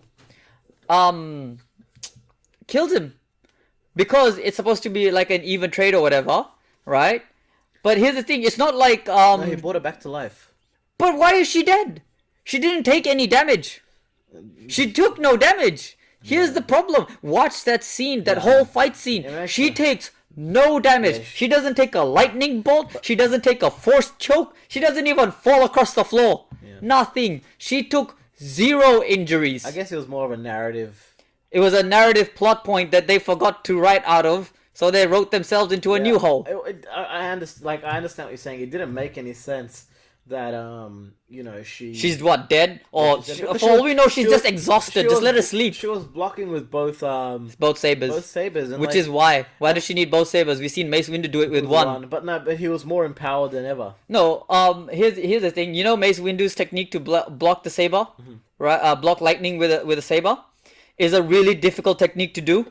It's not an easy thing to do, and this is Mace fucking Windu. Mace Windu is on the edge of light and dark. Yeah, and no, but the simple fact is he's considered one of the most powerful Jedi Masters of all time, right? So of course he's strong. He's not just strong. He's well versed. It was number 2. Yeah, only to Yoda. Yeah, he's well versed I'm in a how Yoda, to use I'm a it. Yoda fanboy. So am I. I'm always like Yoda will always be my one. favorite character. Yoda, I don't care if they show me a Jedi who can pull 2 planets. Yoda He will always always be my number favorite 1. character, He yeah. will be king till the day I die. All right, and I'm gonna tell my kids Yoda is king till the day they die. Like, and it's not just because he Baby Yoda. It's just Yoda is just a short dude Who's just- he hangs out with giants and he just Yeah. wrecks them half the time. 'Cause Not even half he is them, the giant. all the time. He's just wrecking them all the he time. is the giant, and the thing is, we see that it's such a difficult technique that Yoda tries to do it. He loses his saber, then he resources to then he has to use his hands Yeah, to handle it, because the thing is he hasn't mastered the stance. Yeah. Maybe he has, but of course again he's like 800 years old, so he's a little bit on the waning side, so maybe he couldn't handle the pressure. So he uses his hands and he's able to manage the lightning. It's fine. Rey, no training anywhere near 2 Jedi Masters. Yeah, let me just stick one blade and another blade. All good. Cross section. All good, bro. All goods. All then she goods. dies, It'll yeah. do. It'll do. But she dies by not taking any damage. And you know she healed Kylo Ren from what was a mortal injury. Yeah. She should have died in a trade, because we were told that healing is an equal trade. If you heal someone, you take the effects, and it takes a chunk of your life force. I think she's gonna die in a couple of years then. She should have died 2 seconds after healing Ben. Yeah, like I don't think she's got long left to live. I don't know, man. It's just when the series started. Yeah. Ray, I actually liked the character of Ray. I'm gonna be honest. Ray was actually a character I liked. I still like Ray. I like Ray from the first one. I was That's so it. hyped for The Last Jedi. Like, the trailers were so awesome. Like, Yeah. it was so good, you know. Could Rey go to the dark side? Yeah. Like, I personally like that she didn't go to the dark side. I wanted her to go to the dark side. I wanted to see. see something cool. I wanted to see my good guy become a bad guy. I'll be honest. Go watch Attack on Titan.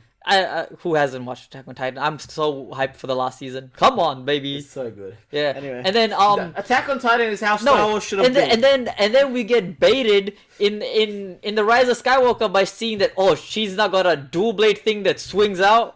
It's really cool because and she's bad. You know, Eren, and it turns out to be a 5-second vision. I know this is about Star Wars, but you know, Eren Yeager starts off as Rey, but ends up as Kylo Ren.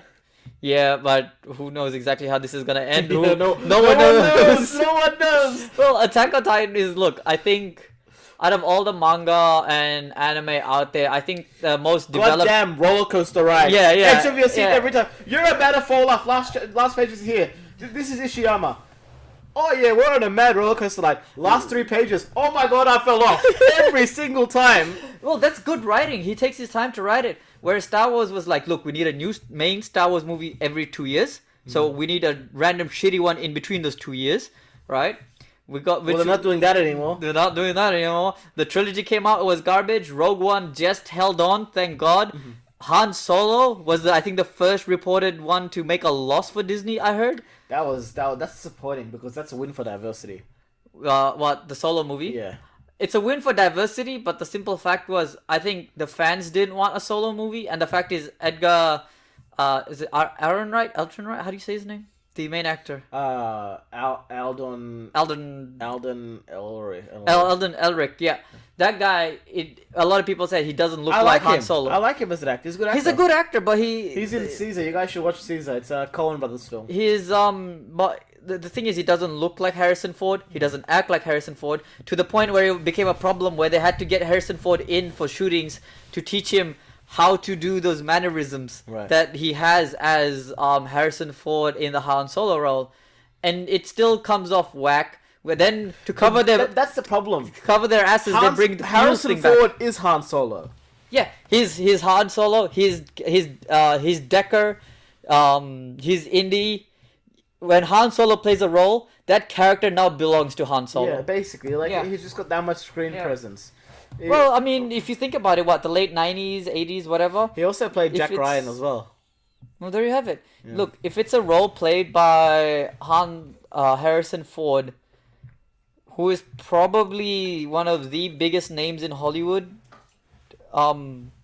if not the biggest name in Hollywood, I would consider, for me personally, he's a pretty big hero. I love everything about him, everything from the fact that he's a pilot to an amazing actor, and he's actually, he's crashed his plane in real life. Yeah, and he still came out. He still does. He still does. He still flies, and he in movies where he has to fly, there was this other one where he was an actual pilot. He actually flew the plane because he was like, you know what? I'm a pilot. I'm a trained pilot. Let me fly the damn thing. I'll do it. I swear. Just give me the training needed for this specific plane. I'll do it. We'll do it for the shooting. Yeah. He dedicates himself to the roles.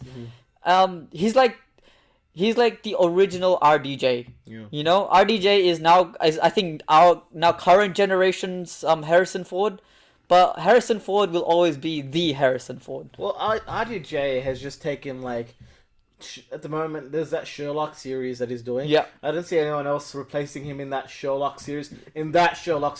And which I believe we are getting another one of, right? We're getting a third one. And he's Iron Man. You can't recast that shit anymore. No way. We might do a Riri Williams, but that would just suck so much ass. No. Please, Marvel, if you're watching, which you probably are not, don't pull a Riri Williams. We don't want that. No one wants it. They should just do a Kamala Khan. Yeah. I mean, they've already got Captain Marvel. Let's do a Miss Marvel. Yeah. That's the better way to go about it. The mantle would have had more weight to it if Miss Captain Marvel started out as Miss Marvel. I mean, they had the actual character that was the original Miss Marvel as Captain Marvel's friend. They should have just ran with that way instead, I think. And then maybe Carol Danvers be the friend who afterwards takes on the mantle to become Captain Marvel. It would have been a more natural progression, I feel like. And the fact is, I think it would have, not just that for diversity's sake, it would have harkened back to the original character. People would have given a shit and gone back to learn some of the origins of this character. Yeah. But then again, they completely butchered Marvel, so what the hell do I know? What the hell do I know? Yeah, I don't know. Look, Even though Marvel is one of the most important deaths in the entire Marvel Disney universe. seems to be a entity that is taking franchises And drowning him and drowning them in debt, with the exception of Marvel for now. for now. For now.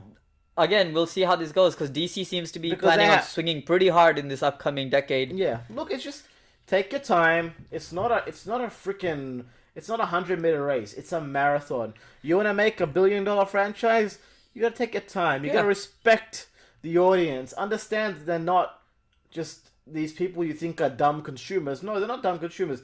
Every consumer is a smart consumer when it comes to buying something he cares about. Exactly, and they didn't think about that when it came to Star Wars. They were like, "Oh my god, they just like pretty sabers and a lot of explosions and give them more lasers and more fights." We care about the underlying nuances. Because guess what? Like, I was due to go to Galaxy's Edge in April this year, but then COVID-19 hit. Yeah. And like that's kind of And gone it out just the all window. got And cancelled, so I bought a PC instead, or I built a PC instead with that money. But Well, you bought your tickets and everything. You were good to go. yeah, I was good to go. Yeah. And then like in just the 1 or 2 weeks that I was due to go in, Yeah, everything got cancelled. The Everything flights got got cancelled, cancelled. Disney's thing was shut down. luckily I got refunded. A lot of people Yeah. didn't get refunded. But what happened? What I was gonna go do was there was a pair of lightsabers I wanted to get, and it was probably the only lightsaber I was gonna get, aside from maybe Luke Skywalker's or Anakin Skywalker's original lightsaber. Yeah. And I was gonna get Ahsoka Tano's blades from Rebels, Right. and that's a cartoon character. Yeah. Because she was my favorite out of all of them. Yeah. Can you understand that? It's like, I know some of you in the comments may say, "Oh, we seem to have a problem with female characters," but we don't. But we don't. Ahsoka Tano. Out of the entire animated series and out of all of Star Wars, Ahsoka Tano. aside from Yoga, Ahsoka Tano is my favorite character. She is boss. My favorite character in the entire series so far is Yoda, and I think that will never change because I love everything from the introduction of Yoda to the backstory of Yoda to the fact that we don't even know his race's people, who they are. And we have only ever seen another Yoda in the original set, which was a female Yoda who was also on the council. Yeah. So Yoda's people are clearly gifted in this thing. So I love Yoda and the mysticism that's around that character. And then after that, it's probably Vader But for see, me. if there was gonna be a Yoda lightsaber, they would have bought that. But there is no Yoda lightsaber. I'm not. It's gonna be small ass as well. Yeah, because it has to be to scale, right? It would probably be about half the size of this thing, if I had to take a guess. Which Probably those lightsabers you got in the Cocoa Pops. I'm not even joking. Fair enough. I'm not even joking. Fair enough. I think they've added Palpatine's golden sabers, right? I think you can I get don't know. those at Look, Galaxy's Edge. I stopped looking at Disney theme park content after I couldn't go on that trip, and now I'm just waiting with this guy to go as soon as we can. Well, at this point, it probably won't be till end of But like, 2021. if this channel is like if we're gonna be doing one video a week minimum, and we'll probably alternate between like anime and Just comics pop-ups and superhero movies and just stuff we're interested in. Just whatever, like if big week- news that happens in that week, we'll cover it for sure. Week by week. Yeah. But if we do end up going, we'll definitely do a live streaming. Yeah, thing. of everything from Star Wars to what Disneyland and And World is everything. we'll do an episode from there as well. Yeah. I think You know, it'll be we'll give quite you cool we'll give you our 2 cents on what we feel about it. on what we feel. Yeah. I would have gone to Galaxy's Edge and spent some good money. Well, I've heard things about Galaxy's Edge that it was quite full initially and then it just became dead because It's bullshit. it's a giant milk bar for money. People are just Disney is just milking people for money there. Well, I think that's wrong. I think the prices went up so everyone who went to Galaxy's Edge could enjoy the experience. Yeah. I think that's what it was, and there are plenty of YouTube channels like TPM Vids and Ordinary Adventures, which is one of my favorite Disney YouTube channels. I love their Disney Disneyland adventures. Yeah, they're quite good. They're very good. So yeah, like give those a go. But yeah, if you've been to Galaxy's Edge, which lightsaber did you buy? Or you're planning to buy? Yeah. For me, I'm planning to get Kylo's. Yeah. 'Cause that's my favorite saber in the whole series. So, yeah, but for me, it will always be those white twin blades. because they're amazing. I mean, Yeah. Look, there's a lot of iconic sabers in the series. And we were gonna build so... our own saber as well. Oh yeah, Man, we I was have... booked in to do that. Oh my Yeah. god, it's just so depressing. I was gonna build a purple saber. And I was gonna get For the Old sure. Republic style saber, like from the Old Republic game. What, like the chunky things? No, it's just like yellow. It's like Oh, okay. the Old okay, Republic. fair In enough, the fair Old enough. Republic, they're using this yellow. No, sabers. I don't know. I was thinking about like they had like you remember the chunky like so the original sabers were like the blades and then the chunky battery pack. No. Like you could make it like that. No, like no, you get no. the saber there and then you just attach like a wire or something in a Yeah. backpack. It'll No, look like the it's not old that. school, It's like not real old school. It's Original lightsaber designs. Definitely not that. I don't know. Okay, so like again, as it comes to the trilogy, the Solo movie, Rogue One, there are goods and bads across all of them. Mm-hmm. But overall, okay, look, okay, I'm gonna ask you a straight up question. Out of 10, give me the Disney entirety of Star Wars movies only. So live action movies, because I know if you include the anime, it's gonna go very high the number. Because I think the last season of Clone Wars is a cartoon. animated cartoon. The last season for Clone Wars is quite good and Rebels is good. It's so good. Last season is so good. It's so good, right? I mean, the Bad Batch. Come on, give me a whole series about those guys. Dude, I the would best- watch that. I would Bad watch Batch the hell was out of them. awesome. And then they one up themselves with the Ahsoka and Maul fight. Yeah. Like, Yeah. I thought like it was real life. These guys just went at it like it was like. Well, the actor who plays Maul, he came back yeah, to they redo did the to voice- motion. No, to do the motion capture. Yeah, that's so cool. That's some dedication. Why don't they have this level of dedication to the actual movies? Because they knew what they were doing. They did some OG stuff, and Maul is a prequel character. Yeah. And they brought it when they brought him back. I'm like, did you just do that in Clone Wars? Did you just bring Maul back? How stupid is this? You know what? Thank God they brought Maul back. It's so good. Thank God. I was like, I hate this. Maul is dead. Obi-Wan Kenobi chopped this guy in half. What the hell? What is he doing here? But it turns out, you know what? You watch all 5 seasons, it actually works Yeah, out it pretty works out well. pretty well. Like the slow Pretty burn well, is there. isn't it? It's so good. Here's my problem though. Now that Maul was also at the end of Solo movie. Yeah. So are they gonna use him again for another movie? Ah, What is the setup here? I don't get it. Or they just threw Maul in just for the Solo jokes. would have been a better movie if Maul was in it more. Solo would have been in it. Okay, Solo would have been a better movie if rather than in the movie it was here's how Solo got his name, ship, blaster. It was here's Han Solo just younger, Yeah. going on an adventure, right? Here's a bad guy, turns out to be Darth Maul, and he tries to deal with Darth Maul to the best of his What ability. if Darth Maul was his mentor? How stupid would that be? Who ends up turning to the dark side? No, he doesn't turn to the dark side. Yeah. He just does the scoundrel jobs.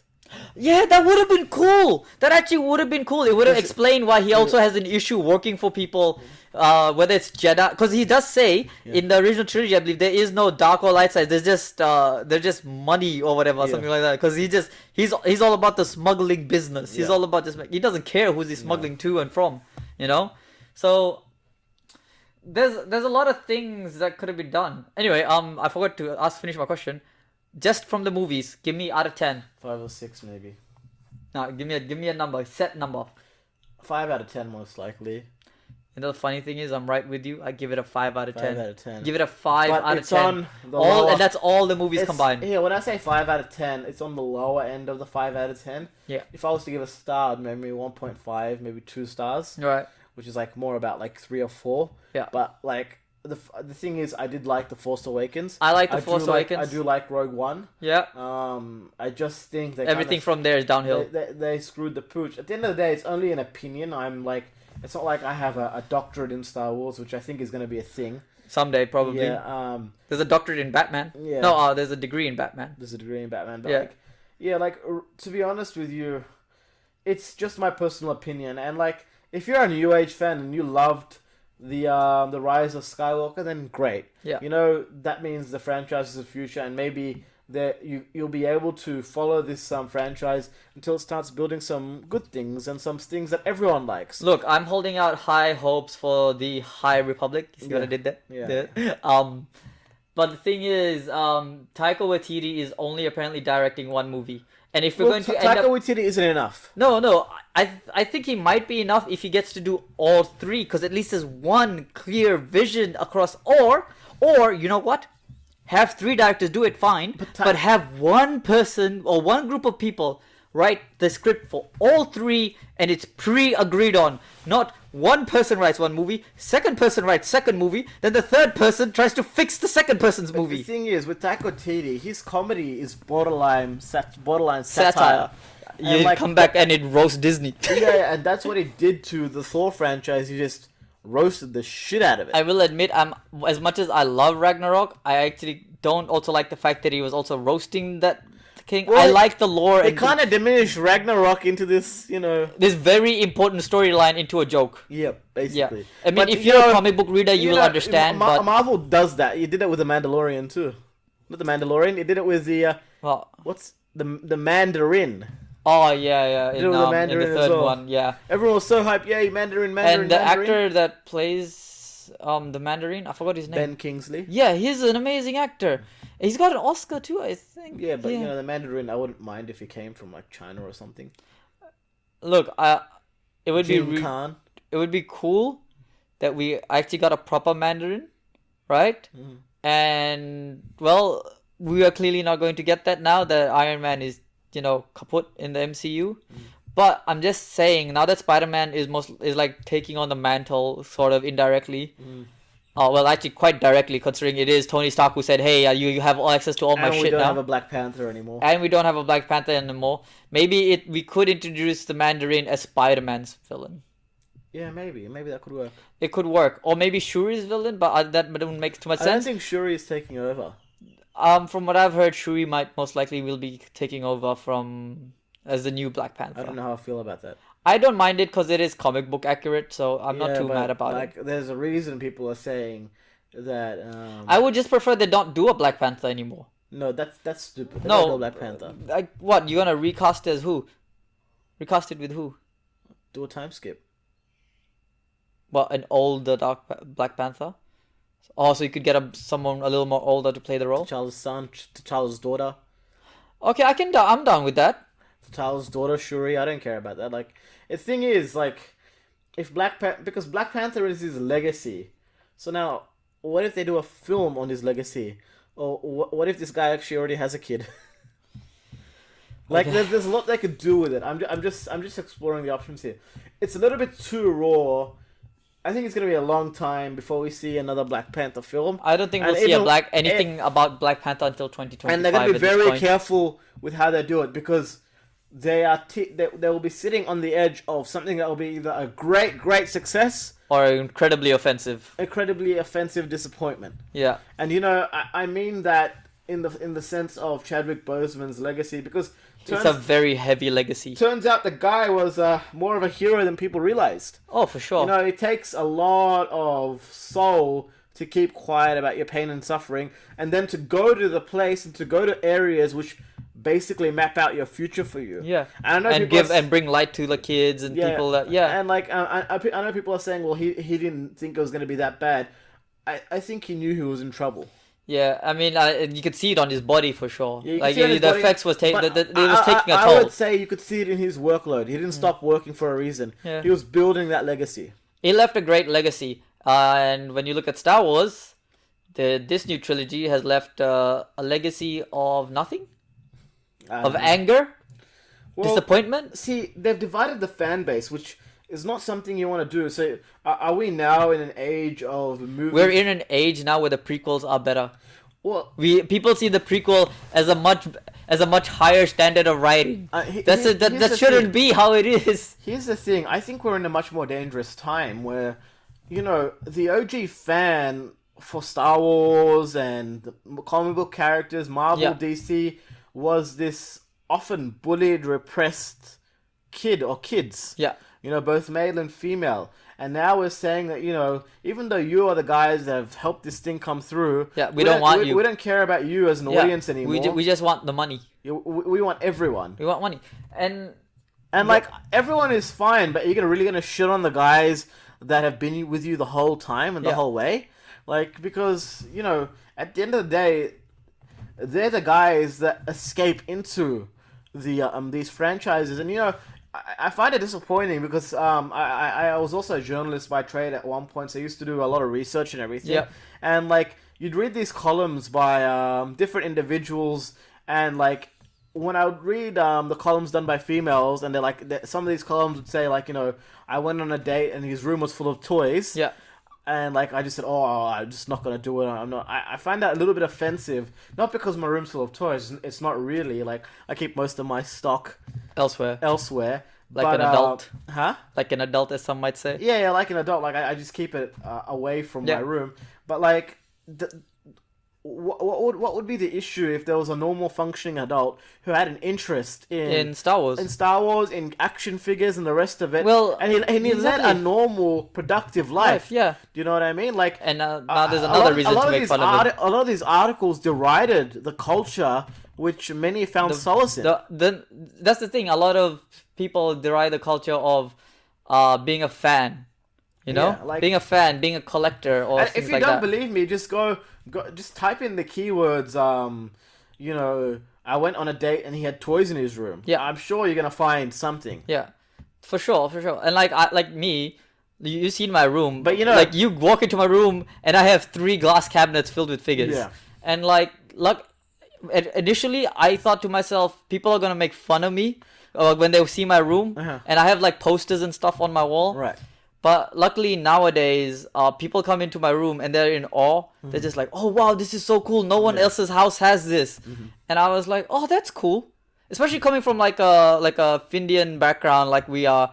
You don't see this in our culture all that much, you know. Or especially, or even if they do, they don't have the freedom to display Yeah, it. and like what I'm trying to say is now we've gone a little bit away from the Star Wars thing, but Yeah. this is kind of what I think Disney's problem is a little bit. Like, Yeah. not everyone is your audience. Yeah. Unfortunately, Or at It- least it's not clear who your audience is. It's no. I'm just saying to Disney, not everyone is your audience. Right. You can't make something that is gonna make everyone happy.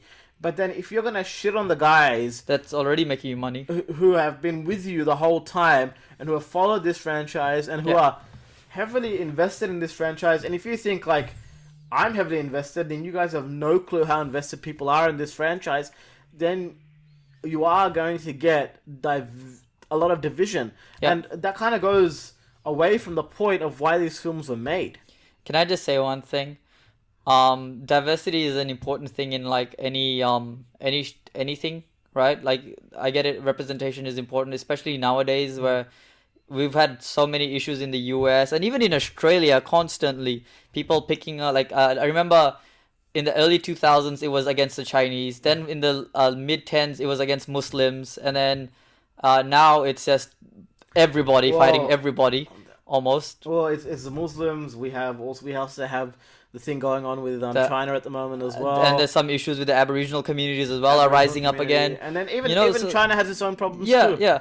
And here's my issue.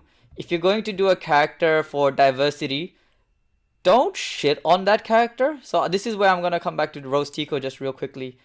That character could have been something great if it was written great. Yeah. I have no issues with the actress. I have issues with the writing. Yeah. My issue is with the writing. Because I feel like we built her up in the second one only to throw her away in the third one. Well, the fans kind of made sure that Well, happened. the fans weren't happy with her for the simple reason she wasn't written well in the second one. Yeah.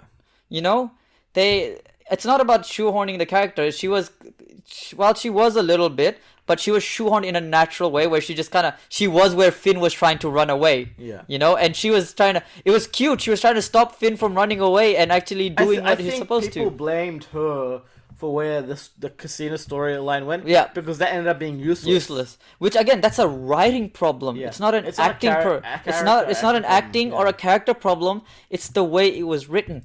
And like, to be honest, like I didn't really see her as a love interest for Finn. Just I didn't. because- I saw her as just another character to get behind. Yeah. You know? And I know I've seen articles where it's all about Rose Tico was shoehorned into the story to please China. Okay, like alright, I get it. Sure, the Asian audience is Is big. she Chinese? I have no idea. But again, it's all about the Asian thing. So You sure that's a bit? you can look up the articles, go for it, you'll see. Yeah, Yeah. Because the thing is, Star Wars, the one place where it wasn't doing well was China. So that's one of the major reasons why they were trying to shoehorn. Well, they shoehorned her in. At least that's one of the reports, right?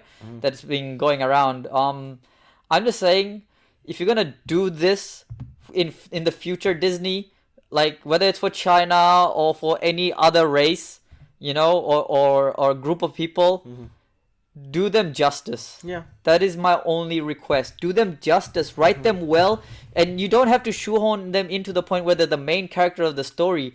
They can be an offshoot character, but just because they're there, it's great. Like one thing is there was the lesbian kissing scene at the end of the Rise of Skywalker. Oh, right, yeah, yeah. But for China, they cut it out. Did they? Yeah, they cut that bit out in the Chinese release. Oh. Yeah. So I mean, if you're gonna do it, stick to it. Stick to your guns. Are you telling them to stay the course? Yeah, stay the course. Stick to it. Dedicate yourself either to those people or to that writing to write that character well. Because the thing is, it just looks bad. You're reminding me of Attack on Titan again. Dedicate yourself. Well, Attack on Titan is doing good in an odd way. Dedicate yourself. Attack on Titan is doing good in an odd way, where Star Wars is more of a Boruto situation. Yeah. You know? Yeah, I get you. Yeah. So yeah, that's my 2 cents in all of Star Wars. Well, I think this is more like the current stuff. Episode 1 of our rant on the trilogy. We will try to break this down, but like, if we want to break it down, then we're going to break it down film by film. This is just a little bit of... This is where some of our issues all lie. Of the 3, yeah. A majority of our issues lie with just where the story went itself. Yeah. Not with the actors or the casting. We don't really care too much about that. The story, at the end of the day, is what's most important. Yeah. And, you know, Rey's position in the story is... She's a god. She's a Mary Sue. Yeah, like she can't do no wrong. She never gets hurt. This is the first trilogy where the main character doesn't get their arm cut off. Well, that's fine. She doesn't have to have her arm cut off. I know, but she takes no damage. And she also hurts BB-8 in the in number 9. Yeah. She hurts BB-8. She tussles, well, you know what was with identity. No. It's just that Kylo Ren said, you know, your parents were nobody, and then like to try and cover up the fact, he said they were nobody. You know, they pretended to be nobody on purpose. It was the son of Palpatine. I'm like, what's the story? There's no way that guy is the nobody. That guy sounds like a hero. He sounds like a great hero. And here's another thing. If he's the son of Palpatine, wasn't he strong? I don't know. He must have been strong. Must skip a generation. Apparently, that's what it seems like. Well, it didn't skip one with Kylo. Yeah, it didn't skip with Kylo, not one bit. Kylo's supposed to be strong as hell. And didn't skip with Luke or Leia. Mary Poppins. That Mary Poppins scene was absolute bullshit. She should have been dead. Yep. That she should have died. She got blown into the vacuum of space. She's dead. Yep. Strongest Jedi ever. Leia. Strongest non-Jedi ever. Yeah, strongest non-Jedi. Yeah. Well, we see that she continues with the training and stops training because she sees that it will result in the death of her son. Mm-hmm. What difference did it make? It still resulted in the death of her son. Yeah, it went even worse. He turned to the dark side. Yeah, I'm just thinking to myself, you know what? Maybe if you continue training, you could have kicked his ass and brought him to the light side. Long story short, an hour and 50 minutes is nowhere long enough to dissect this series. Yeah. We'll do some more in-depth videos, but we don't just want to talk about Star Wars. Yeah. We'll sprinkle them in a lot more during, but maybe in more of an organized format. Yeah. Right now we're just like talking to you guys. As an overall, you know. Giving you guys our views and communicating with you guys. So if you do want to see more Star Wars videos, like... Or if you want us to do a deep dive on an individual episode or movie or animated series or just the cartoon animated one, that's also pretty good. We could definitely do that. But yeah, it's just up to you guys. At the end of the day, we're just here to please you as an audience. Yeah. And also just have some fun talking about some great series. Yeah. This one's not a great series. It is a great series. It's the original Star Wars trilogy. The original Star Wars trilogy, and maybe the prequels. Yeah. Okay, fine. There are moments of greatness. Okay, yeah. Look, the moments of greatness, they stand out so high above everything, especially when you consider when the original trilogy was made and the fact that it still holds up to this day. Yeah. And I think I give that a lot up to the fact that it was model buildings and things like that. Think about it this way. When Darth Vader reveals that, Luke, I am your father. Yeah. Compare that to when Rey finds out she's a Palpatine. no effect. She just runs back into the ship and flies off. And then I think Kylo had a bigger effect to it than she Yeah, did. yeah. Look, Kylo's development is another thing in the third film that kind of went down the drain too. Like, I know he became good, but that wasn't necessarily a good plot point. It was almost unbelievable. It was unbelievable. He's been a bad guy for so long, and then all of a sudden he's a good guy. Yeah. All it took was for his mom to reach out. Which you're telling me she couldn't? Oh, how about the fact she kills Han? He kills Han's his dad with his own saber. With his own saber. I think that at that moment I would have been like, you know what? He is turned to the dark side. Yeah. He's Irredeemable wasn't irredeemable. that is him. But you know what that was, and here's what we're gonna cap off on. Yeah. Disney went about cleaning house. It got rid of the most expensive actors it had on their books because they knew the fans would not accept a sequel without the return of the original characters. Yeah. So that's why we get rid of Carrie Fisher, that's why we get rid of Harrison Ford, and that's why we get rid of Mark Hamill. Because Disney doesn't want to see them in the future. Disney doesn't want to pay them any more money. Harrison Ford, I think, reportedly got paid like 70 million for the trilogy. Just for the first one, I think. Was it just for the first one? Oh my god, that's a a lot of money. It might be a little bit more than 70 million. He got a very good payback for the first one. Wow. So, you know, they obviously don't want to pay the big actors any good money. And they just want to make it, they want to make as much money as they can.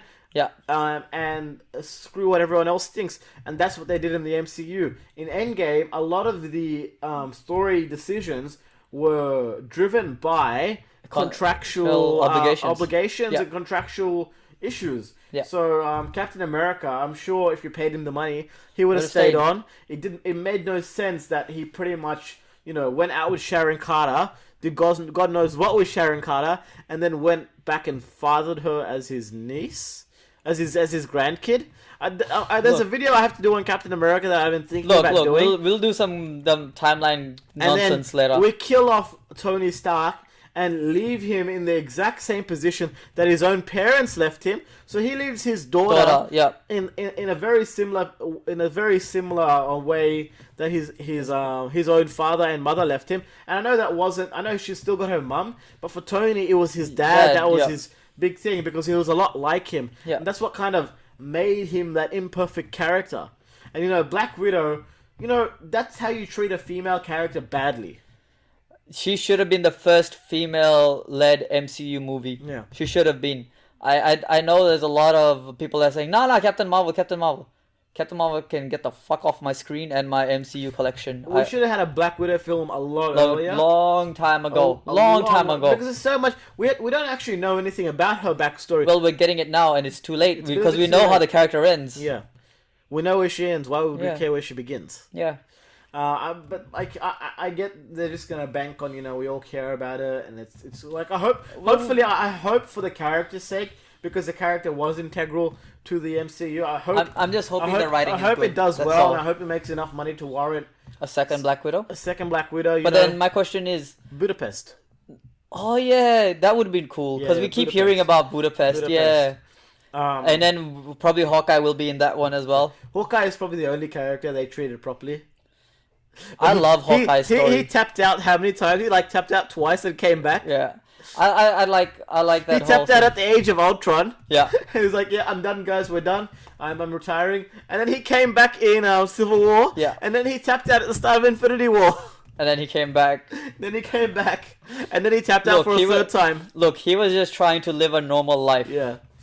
But yeah, and then the butchery of Hulk's character. Oh my god. That's as bad as the butchery of Luke. I saw this scene. If not worse. I saw this scene where Smart Hulk was actually supposed to come in the Wakanda battle. Yeah, because you know, if you look at the original trailer for Infinity War, Hulk is there in that fight. But obviously, and it's not that big version of Hulk either, is it?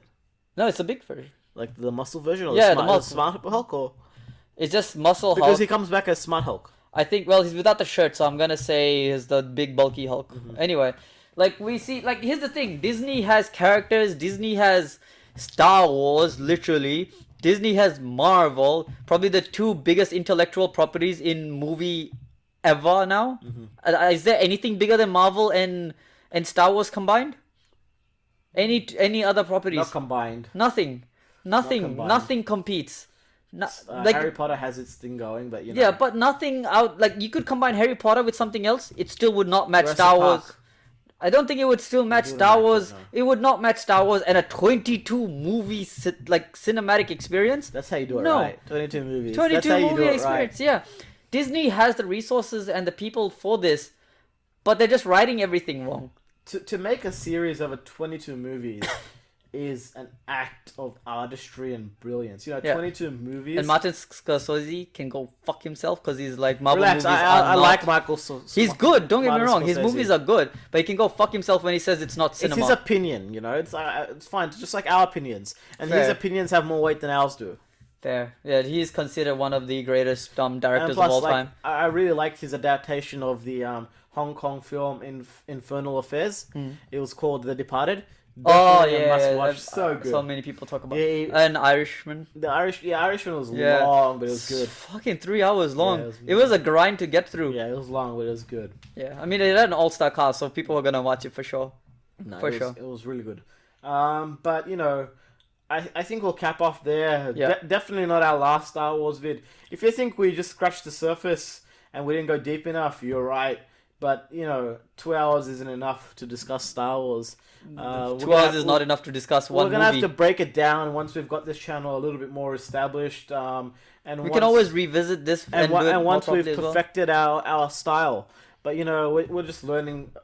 I'm just doing this. I just have a journalism degree. My friend over here, dude, too, just has a marketing degree. Yeah. And you know, we're just trying to do the best we can and just do something on the side while Like you know just something fun doing our normal day jobs. Yeah, just something a little bit fun for us. And if you're there watching or listening, come join us. Whether it's in the comments or just a review of what we're doing or a critique, we're always welcome. Yeah, We're and, all like, welcome. essentially, We're open to all opinions. What we want to do is turn this into like a live podcast talkback Yeah. type Like thing. maybe on Twitch where we have our little discussion and the chat's there on the side going at it. Yeah. And like, you know, and that could include phone talkback. Yeah. I really want to do that type of style, but Yeah. you know, look out for that in the future. It will take a while, I believe. Probably. It's more dependent on you guys than on us. Yeah. If you want it, we'll do it. Yeah. I think we'll end it there. You'll end it there. Yeah.